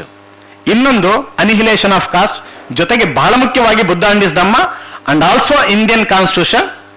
ಅದ್ರ ಜೊತೆಗೆ ದಯಮಾಡಿ ಅವ್ರದ್ದೊಂದು ಪುಟ್ಟ ಆತ್ಮಕಥೆ ಇದೆ, ವೇಟಿಂಗ್ ಫಾರ್ ವೀಸಾ ನಿರೀಕ್ಷಣೆಯಲ್ಲಿ. ಅದನ್ನು ನೀವೆಲ್ಲರೂ ಓದ್ಲೇಬೇಕು ಅದನ್ನ ದಯವಿಟ್ಟು. ಅದರಲ್ಲಿ ಅಂಬೇಡ್ಕರ್ ಮತ್ತೆ ಗಾಂಧೀಜಿ ಜೊತೆ ಒಂದು ಚರ್ಚೆ ನಡೆಯುವಾಗ ಅಂಬೇಡ್ಕರ್ ಬಹಳ ಸ್ಪಷ್ಟವಾಗಿ ತುಂಬಾ ನೋವಿನಿಂದ ಒಂದು ಮಾತು ಹೇಳ್ತಾರೆ. ಅದ್ಯಾವುದು? ಗಾಂಧೀಜಿಯವರೇ, ನನಗೆ ತಾಯ್ನಾಡಿಲ್ಲ ಅಂತ. ನನಗೆ ತಾಯ್ನಾಡಿಲ್ಲ ಅಂತ ತುಂಬಾ ದುಃಖದಿಂದ ಹೇಳಿದ್ದು ಅಂಬೇಡ್ಕರ್. ನನ್ನ ಸಮುದಾಯವನ್ನ ಮುಟ್ಟಿಸಿಕೊಳ್ಳದ, ನಮ್ಮ ನೆರಳು ಸೋಕಿದರೆ ಮೈಲಿಗೆ ಅಂತ ಹೇಳುವ, ನಾಯಿ ನರಿ ಕಾಗೆಗೂಬೆಗಳು ಮುಟ್ಟುವ ಕೆರೆ ನೀರನ್ನ ಮುಟ್ಟಲಿಕ್ಕೆ ಬಿಡದ ಚೌದರ್ಕೆರೆ ಹೋರಾಟ, ಸಾರ್ವಜನಿಕ ದೇವಾಲಯ ಪ್ರವೇಶವನ್ನ ನಿರಾಕರಿಸಿರುವ ಕಲಾರಾಮ ದೇವಸ್ಥಾನದ ಹೋರಾಟ, ಇಂತಹ ದೇಶವನ್ನ ಹೇಗೆ ನನ್ನ ತಾಯ್ನಾಡು ಅಂತ ಹೇಳಿ? ನಮ್ಮನ್ನ ಹಿಂದೂಗಳು ಅಂತ ಹೇಳ್ತೀರಾ ನೀವು, ಮತ್ತೆ ನೀರು ಕೊಡಲ್ಲ, ಶಾಲೆಯಲ್ಲಿ ಬೇರೆ ಮಕ್ಕಳ ಜೊತೆ ನಾನು ಕೂತ್ಕೊಂಡು ಪಾಠ ಕೇಳುವ ಅವಕಾಶವನ್ನೇ ಕಿತ್ಕೊಂಡಿದ್ದೀರಿ, ನನ್ನ ತಲೆ ಕೂದಲನ್ನ ಕ್ಷೌರ ಮಾಡಲೇ ಇಲ್ಲ ಬಿಕಾಸ್ ಆಫ್ ಅನ್ಟಚಬಲ್ ಅಂತ. ಅದಕ್ಕೆ ನಮ್ಮ ಅಕ್ಕ ನನ್ನ ತಲೆ ಕೂದಲನ್ನ ಕ್ಷೌರ ಮಾಡ್ತಾ ಇದ್ಲು, ಅವಳು ಮಾಡ್ತಾ ಮಾಡ್ತಾ ಎಕ್ಸ್ಪರ್ಟ್ ಆಗ್ಬಿಟ್ಟಿದ್ಲು ಅಂತ ಬರೀತಾರೆ ಅವರು. ನಮ್ಮ ಅಕ್ಕ ನನ್ನ ತಲೆ ಕೂದಲು ಕಟಿಂಗ್ ಮಾಡ್ತಾ ಮಾಡ್ತಾ ಬಹಳ ದೊಡ್ಡ ಎಕ್ಸ್ಪರ್ಟ್ ಆಗ್ಬಿಟ್ಲು ಕೊನೆಗೆ ಅವಳು ಅಂತ. ಹಿಂಗಿರುವ ಈ ದೇಶವನ್ನ ಹೇಗೆ ನನ್ನ ತಾಯ್ನಾಡು ಅಂತ ಹೇಳಿ? ನನಗೆ ತಾಯ್ನಾಡಿಲ್ಲ. ಅದಷ್ಟೇ ಅಲ್ಲ, ವಿದೇಶದಲ್ಲಿ ಓದಿ ಬಂದ ನನಗೆ ಬಾಡಿಗೆ ಮನೆ ಕೊಡದ ಸಯಾಜಿರಾವ್ ಗಾಯಕ್ವಾಡ್ ಅವರ ಸಂಸ್ಥಾನದಲ್ಲಿ ಸೈನ್ಯಾಧಿಕಾರಿಯಾಗಿ ಬರೋಡಾಕ್ಕೆ ಹೋದ್ರೆ ಪಾರ್ಸಿ ಮನೆಯಲ್ಲಿ ಬಾಡಿಗೆ ಮನೆಗೆ ಇದ್ದಾಗ ಜಾತಿವಾದಿಗಳಿಗೆ ಇವರು ಅಸ್ಪೃಶ್ಯರು ಅಂತ ಗೊತ್ತಾದಾಗ ಆಯುಧಗಳನ್ನ ಇಟ್ಕೊಂಡು ಬಂದು ಜೀವ ಬೆದರಿಕೆ ಹಾಕಿ, ಇವತ್ತು ಸಂಜೆ ಈ ರೂಮ್ ಖಾಲಿ ಮಾಡದೆ ಹೋದ್ರೆ ನಿನ್ನನ್ನು ಕೊಲ್ತೀವಿ ಅಂತ ಬೆದರಿಕೆ ಹಾಕಿ ಆ ರೂಮಿಂದ ಹೊರಗಡೆ ದೂಡಿದ್ದಾರೆ ಅಂಬೇಡ್ಕರ್ ಅವ್ರನ್ನ ಅಲ್ವಾ? ಬಾಯಾರಿಕೆ ಆದಾಗ ಸಾರ್ವಜನಿಕ ನಳದಲ್ಲಿ ನೀರು ಕುಡಿದ್ರೆ ಪ್ರಜ್ಞೆ ತಪ್ಪುವ ಹಾಗೆ ಹೊಡೆದಿದ್ದಾರೆ. ಇವೆಲ್ಲ ಗೊತ್ತಿತ್ತು ಅವ್ರಿಗೆ. ಅದಕ್ಕೆ ಅವತ್ತು ಬರೋಡಾದ ಆ ಪಾರ್ಸಿ ಕೊಠಡಿಯಿಂದ ಹೊರಗಡೆ ಬಂದಾಗ ಮುಂಬೈಗೆ ಬರ್ಲಿಕ್ಕೆ ತಡವರಾತ್ರಿ ಟ್ರೈನ್ ಇರುತ್ತೆ. ಅಲ್ಲಿವರೆಗೆ ಎಲ್ಲಿ ಕಾಯ್ಬೇಕು ಅವರು?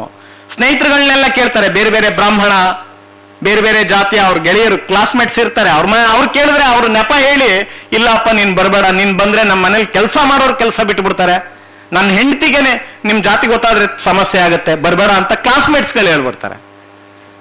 ಅವರು ಬರೋಡದಿಂದ ವಾಪಸ್ ಮುಂಬೈಗೆ ಬರ್ಲಿಕ್ಕೆ ತಡರಾತ್ರಿ ಟ್ರೈನ್ ಇದ್ದಾಗ ಕಾಮತಿ ಬಾಗ್ ಅನ್ನುವ ಉದ್ಯಾನವನದಲ್ಲಿ ಏಕಾಂಗಿಯಾಗಿ ಕುಳಿತ ಬಾಬಾ ಸಾಹೇಬ್ ಅಂಬೇಡ್ಕರ್ ಸ್ವತಃ ಕಣ್ಣೀರಿಟ್ಟು ಹತ್ತಿದ್ದಾರೆ. ಅವರೇ ಬರೆದಿದ್ದಾರೆ ವೇಟಿಂಗ್ ಫಾರ್ ವೀಸಾದಲ್ಲಿ.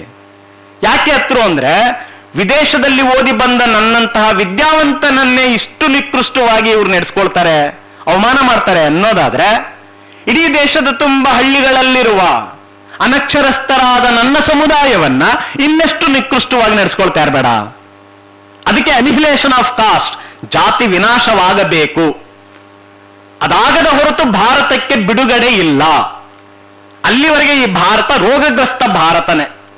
ಇವತ್ತಿಗೂ ಇದೇನು ಬಹಳ ಹೆಲ್ದಿ ಆಗಿದೆ ಅಂತೇನಲ್ಲ, ಇದೊಂದು ರೋಗಗ್ರಸ್ತ ಭಾರತ, ದುಪ್ಟಿ ಕಮಿಷನರ್ ಭಾರತ ಇದು ಅಂತ. ಇವತ್ತಿಗೂ ಆ ರೋಗದಿಂದ ಇದು ನರಳ್ತಾನೆ ಇದೆ.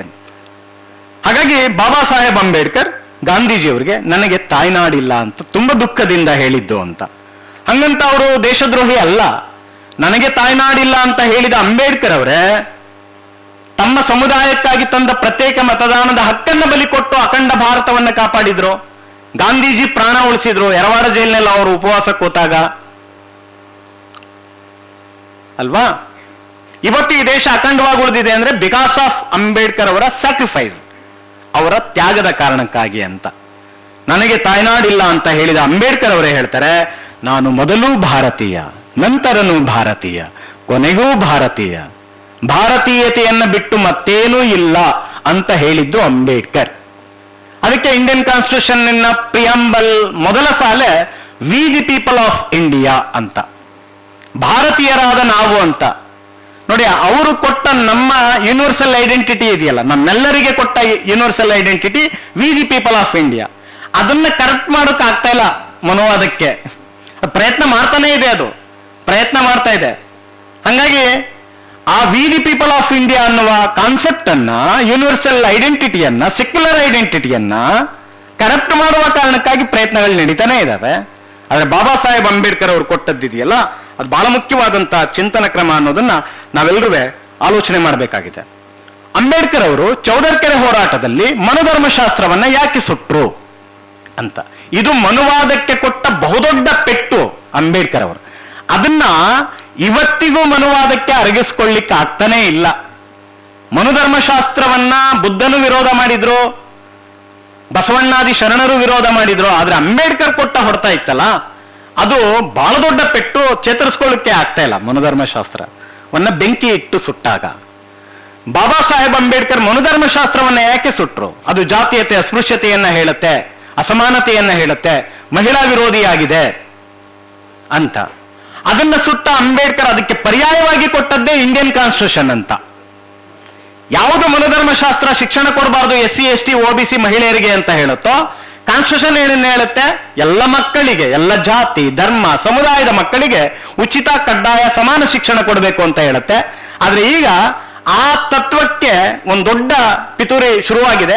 ಪ್ರೈವೇಟೈಸೇಷನ್, ಎಜುಕೇಶನ್ ಅನ್ನ ಪ್ರೈವೇಟೈಸೇಷನ್ ಮಾಡಿರುವುದರ ಹಿಂದಿರುವ ಬಹುದೊಡ್ಡ ಹುನ್ನಾರವೇ ಶತಮಾನಗಳ ಹಿಂದೆ ಏನಿತ್ತಲ್ಲ, ಒಂದು ವರ್ಗದವರನ್ನ ಬಿಟ್ಟು ಉಳಿದವರು ಯಾರು ಶಿಕ್ಷಣ ಕಲಿಬಾರದು ಅಂತ, ಅದೇ ನಡೀತಾ ಇರೋದು. ಅದ್ರ ಹಿಂದೆ ಇರುವ ಹುನ್ನಾರ ಅದು. ಮಹಿಳೆಯರಿಗೆ ಸ್ವಾತಂತ್ರ್ಯ ಕೊಡಬಾರದು ಅಂತ ಮನುಧರ್ಮಶಾಸ್ತ್ರ ಹೇಳಿದ್ರೆ ಕೊಡಬೇಕು ಅಂತ ಸಂವಿಧಾನ ಹೇಳುತ್ತೆ. ಆಸ್ತಿ ಹಕ್ಕು ಕೊಡಬಾರದು ಅಂತ ಮನುಧರ್ಮಶಾಸ್ತ್ರ ಹೇಳಿದ್ರೆ ಕೊಡಬೇಕು ಅಂತ ಸಂವಿಧಾನ ಹೇಳುತ್ತೆ. ಯಾವ್ಯಾವುದನ್ನ ಕೊಡಬಾರದು ಅಂತ ಮನುಧರ್ಮಶಾಸ್ತ್ರ ಹೇಳುತ್ತೋ ಅದೆಲ್ಲವನ್ನ ಕೊಡಬೇಕು ಅಂತ ಕಾನೂನು ಮಾಡಿದ್ದು ಬಾಬಾ ಸಾಹೇಬ್ ಅಂಬೇಡ್ಕರ್ ಇಂಡಿಯನ್ ಕಾನ್ಸ್ಟಿಟ್ಯೂಷನ್ ಒಳಗಡೆ. ಅಲ್ಲಿ ಪ್ರಬುದ್ಧ ಭಾರತದ ಚಿಂತನೆಗಳಿದಾವೆ, ಅಲ್ಲಿ ಬುದ್ಧರ ಚಿಂತನೆಗಳಿರುವಂತದ್ದನ್ನ ನಾವು ಗಮನಿಸ್ತೀವಿ ಸ್ನೇಹಿತರೆ. ಹೇಗೆ ಬಾಬಾ ಸಾಹೇಬ್ ಅಂಬೇಡ್ಕರ್ ಅವರು ಬೌದ್ಧ ಧಮ್ಮದ ಚಿಂತನೆಗಳನ್ನ ಅಲ್ಲಿ ಅಳವಡಿಸಿದ್ದಾರೆ ಅನ್ನೋದಕ್ಕೆ ಕೆಲವು ಸಾಕ್ಷಿಗಳನ್ನ ನಾನು ಮಾತನಾಡ್ಲಿಕ್ಕೆ ಇಷ್ಟಪಡ್ತೇನೆ. ಬಾಬಾ ಸಾಹೇಬ್ ಅಂಬೇಡ್ಕರ್ 1956 ಅಕ್ಟೋಬರ್ 14ನೇ ತಾರೀಕು ಬೌದ್ಧ ಧಮ್ಮಕ್ಕೆ ಮರಳಿದರು. ಮತಾಂತರ ಅಲ್ಲ, ಅದು ಬೌದ್ಧ ಧಮ್ಮಕ್ಕೆ ಮರಳಿದರು. ಅವರು ಆ ಬೌದ್ಧ ಸಮ್ಮೇಳನವನ್ನ ಬೇರೆ ಸ್ಥಳದಲ್ಲಿ ಆಯೋಜನೆ ಮಾಡಿರ್ತಾರೆ ಮೊದಲಿಗೆ. ಆನಂತರ ಅದನ್ನ ಬದಲಾಯಿಸಿ ನಾಗಪುರವನ್ನ ಬೌದ್ಧ ಧಮ್ಮ ಮತಾಂತರ ಅಥವಾ ಮರಳುವುದಕ್ಕೆ ಒಂದು ಸಮಾವೇಶಕ್ಕೆ ನಾಗಪುರವನ್ನ ಅವರು ಅದನ್ನ ಆಯೋಜನೆ ಮಾಡ್ತಾರೆ, ಆ ಸ್ಥಳವನ್ನ. ಆವತ್ತಿನ ನಾಗಪುರದಲ್ಲಿದ್ದಂತಹ ಮನುವಾದಿಗಳ ಒಂದು ಸಂಘ ಏನ್ ಹೇಳುತ್ತೆ ಅಂದ್ರೆ, ಅಂಬೇಡ್ಕರ್ ಅವರ ಪತ್ರಿಕೆಯಲ್ಲಿ ಅಂಬೇಡ್ಕರ್ ಅವರು ಸುಮ್ಮನೆ ಉದ್ದೇಶಪೂರ್ವಕವಾಗಿ ನಮ್ಮ ಸಂಸ್ಥೆ ಇರುವಂತ ಈ ನಾಗಪುರದಲ್ಲಿ ಬೌದ್ಧ ಧಮ್ಮ ಸ್ವೀಕಾರ ಮಾಡ್ತಾ ಇರೋದು ತಪ್ಪು, ನಮ್ಮ ಜೊತೆ ಜಗಳ ಮಾಡ್ಲಿಕ್ಕಾಗಿ ಮಾಡ್ತಾ ಇದ್ದಾರೆ ಅಂತ. ಆಗ ಬಾಬಾ ಸಾಹೇಬ್ ಅಂಬೇಡ್ಕರ್ 1956 ಅಕ್ಟೋಬರ್ 15ನೇ ತಾರೀಕಿನ ಭಾಷಣದಲ್ಲಿ, ಅದು ಕನ್ನಡಕ್ಕೆ ಅನುವಾದವಾಗಿದೆ, ತುಂಬಾ ಇಂಪಾರ್ಟೆಂಟ್ ಆದಂತ ಭಾಷಣ, ಅದರಲ್ಲಿ ಬಹಳ ಸ್ಪಷ್ಟವಾದ ಉತ್ತರ ಕೊಡ್ತಾರೆ. ಏನ್ ಹೇಳ್ತಾರೆ ಅವರು, ನಾನು ನಾಗಪುರವನ್ನ ಯಾಕೆ ಆಯ್ಕೆ ಮಾಡ್ಕೊಂಡಿದ್ದೀನಿ ಅಂದ್ರೆ, ಬೌದ್ಧ ಧಮ್ಮಕ್ಕೆ ಮರಳುವುದಕ್ಕಾಗಿ. ನಾಗಪುರ ನನ್ನ ಪೂರ್ವಿಕರ ನೆಲ, ಅದು ಮರೆತು ಹೋಗಿದೆ ಚರಿತ್ರೆಯಲ್ಲಿ. ನನ್ನ ಇವತ್ತಿನ ಸಮುದಾಯಕ್ಕೆ ಚರಿತ್ರೆಯಲ್ಲಿ ಮರೆತು ಹೋಗಿರುವ ನಮ್ಮ ಚರಿತ್ರೆಯನ್ನ ನೆನಪು ಮಾಡುವ ಕಾರಣಕ್ಕಾಗಿ ಈ ಬೌದ್ಧ ಧಮ್ಮ ಸಮಾವೇಶವನ್ನ ನಾಗಪುರದಲ್ಲಿ ಆಯ್ಕೆ ಮಾಡಿದ್ದೇನೆ. ನಾಗಪುರದಲ್ಲಿ ನನ್ನ ಪೂರ್ವಿಕರಾದ ನಾಗ ಜನಾಂಗ ಅಲ್ಲಿ ಹರಿಯುತ್ತಿದ್ದ ನಾಗ್ ನದಿಯ ದಂಡೆಯ ಮೇಲೆ ನಾಗರಿಕತೆಯನ್ನು ಕಟ್ಟಿ ಆಳಿತ್ತು ಒಂದು ಕಾಲಘಟ್ಟದಲ್ಲಿ.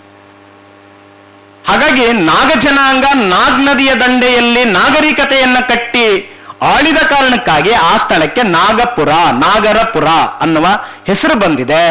ನಾವು ನಾಗ ಜನಾಂಗದವರು ಅನ್ನೋದನ್ನ ಹೇಳ್ತಾರೆ. ಮರೆತು ಹೋದ ಚರಿತ್ರೆಯನ್ನ ಮರುನೆನಪಿಸುವ ಕಾರಣಕ್ಕಾಗಿ ನಾನು ಬೌದ್ಧ ಧಮ್ಮ ಸ್ವೀಕಾರದ ಸಮಾವೇಶವನ್ನ ಈ ನಾಗಪುರದಲ್ಲಿ ನಾನು ಆಯೋಜನೆ ಮಾಡಿದ್ದೇನೆ ಅನ್ನುವಂಥ ಮಾತನ್ನ ಹೇಳ್ತಾರೆ ಸ್ನೇಹಿತರು.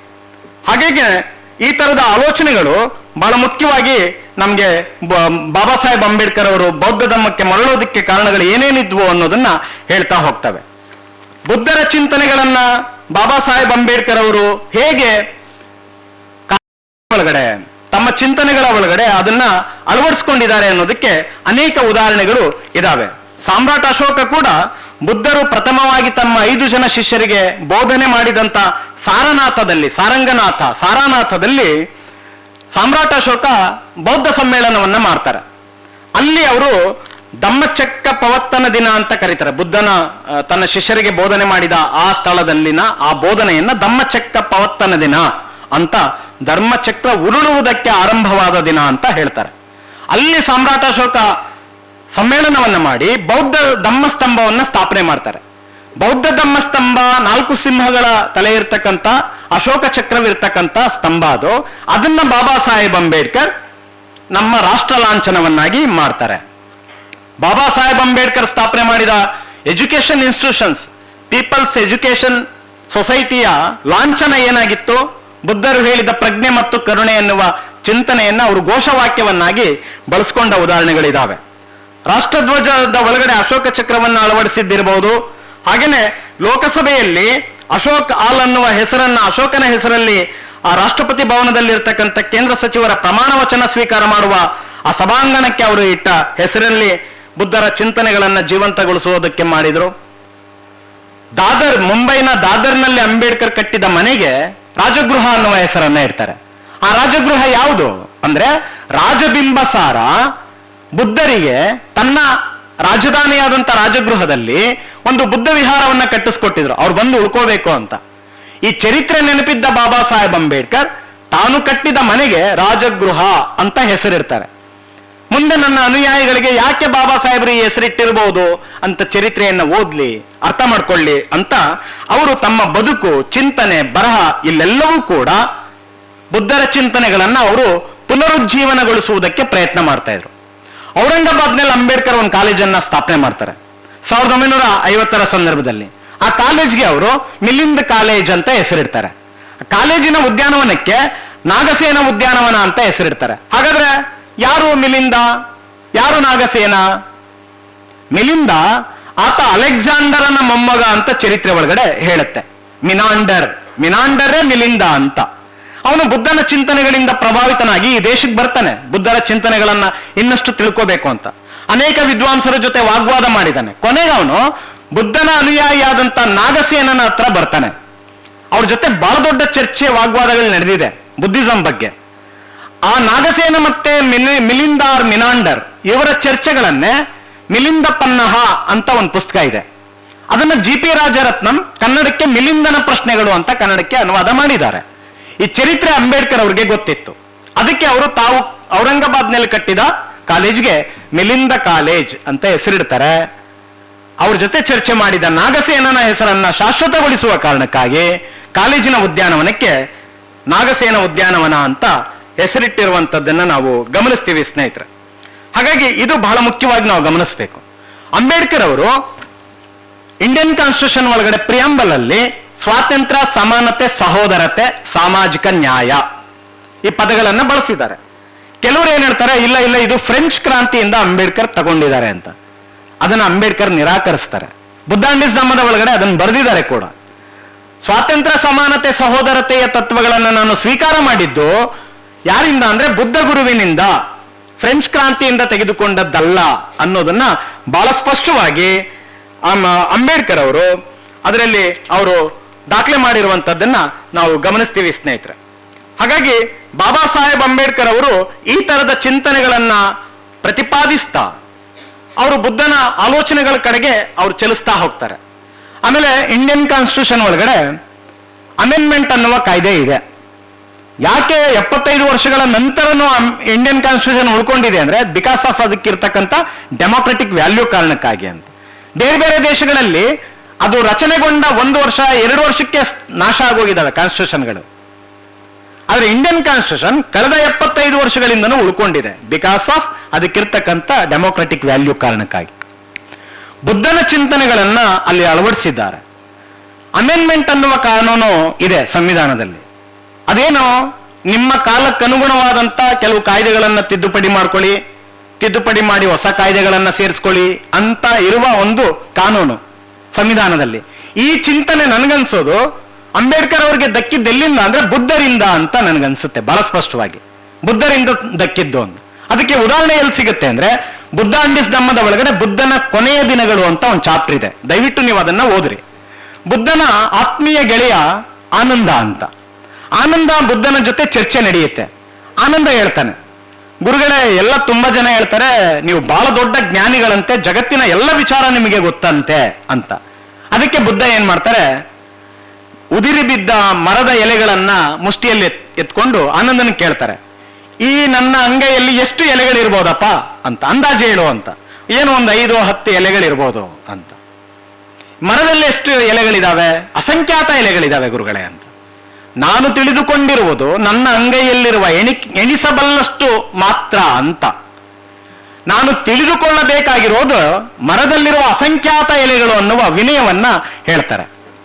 ಆಮೇಲೆ ಆನಂದ, ನೀವು ಸಾವಿನ ಕೊನೆ ದಿನಗಳ ಹತ್ತತ್ರ ಇದ್ದೀರಿ, ನಿಮ್ಮ ಉತ್ತರಾಧಿಕಾರಿಯನ್ನ ನೇಮಕ ಮಾಡ್ರಿ, ಎಲ್ರು ಕೇಳ್ತಾ ಇದ್ದಾರೆ ಅಂದಾಗ ಬುದ್ಧ ಹೇಳಿದ್ದು, ನನ್ನ ನಂತರದ ಉತ್ತರಾಧಿಕಾರಿ ಯಾವ ವ್ಯಕ್ತಿನೂ ಅಲ್ಲ, ನನ್ನ ಧಮ್ಮದ ಚಿಂತನೆಗಳೇ ನನ್ನ ನಂತರದ ಉತ್ತರಾಧಿಕಾರಿ ಅಂತ ಹೇಳಿದ್ದು. ವ್ಯಕ್ತಿ ಆರಾಧನೆ ಸರ್ವಾಧಿಕಾರಕ್ಕೆ ಎಣೆ ಮಾಡಿಕೊಡುತ್ತದೆ ಅನ್ನುವ ಚಿಂತನೆಯನ್ನ ಬುದ್ಧರು ಹೇಳಿದ್ದು. ಅದನ್ನ ಬಾಬಾ ಸಾಹೇಬ್ ಅಂಬೇಡ್ಕರ್ ಅವರು ಪುನರುಚ್ಚರಿಸ್ತಾರೆ ಅದನ್ನ ಬಹಳ ಸ್ಪಷ್ಟವಾಗಿ.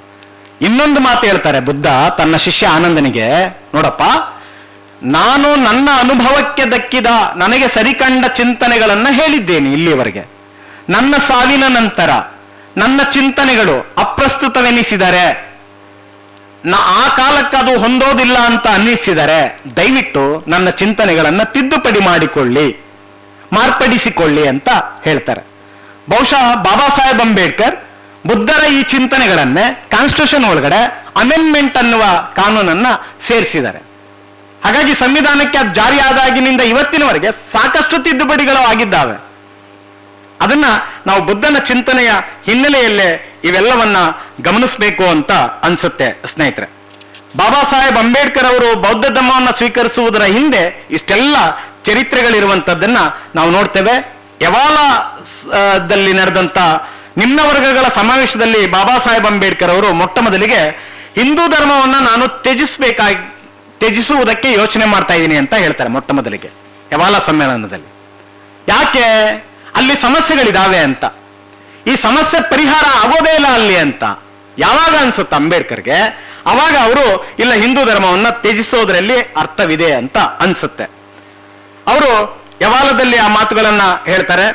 ಜೊತೆಗೆ 1929ರಲ್ಲಿ ಜಳಗಾಂವ್ ಅನ್ನುವಂತಹ ಸ್ಥಳದಲ್ಲಿ ನಡೆದಂತಹ ಸಭೆಯ ಒಳಗಡೆ ಅವ್ರೇನ್ ಹೇಳ್ತಾರೆ ಅಂದ್ರೆ, ದೇವರನ್ನು ನಮ್ಮಿಂದ ದೂರ ಇಡುವವರ ಧರ್ಮವನ್ನ ನಾವು ಯಾಕೆ ಒಪ್ಪಬೇಕು?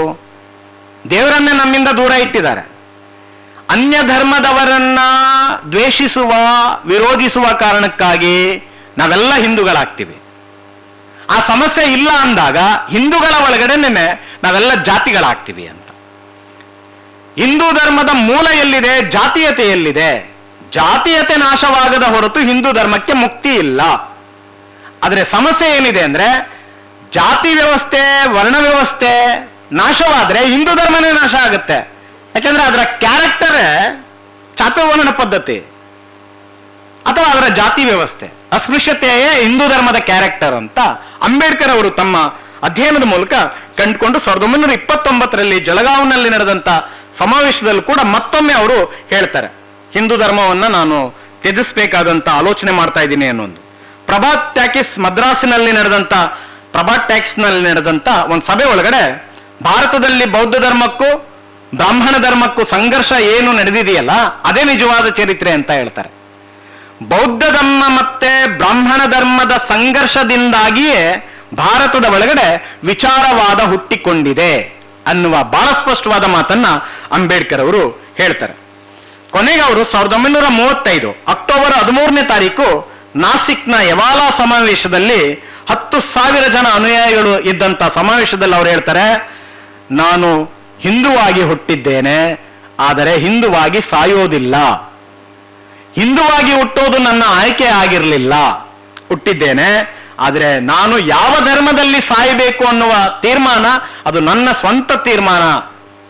ಹಾಗಾಗಿ ನಾನು ಹಿಂದುವಾಗಿ ಮಾತ್ರ ಸಾಯೋದಿಲ್ಲ ಅನ್ನುವ ಬಹಳ ಸ್ಪಷ್ಟವಾದ ನಿರ್ಧಾರವನ್ನ ಮಾಡ್ತಾರೆ. ಯಾವಾಗ ಅದನ್ನ ಘೋಷಣೆ ಮಾಡ್ತಾರೋ 1935, ನೀವು ಅಲ್ಲಿಂದನೇ ತಗೊಂಡ್ರಿ. 1935ರಿಂದ ಬೌದ್ಧ ಧರ್ಮ ಸ್ವೀಕಾರ ಮಾಡಿದ್ದು 1956.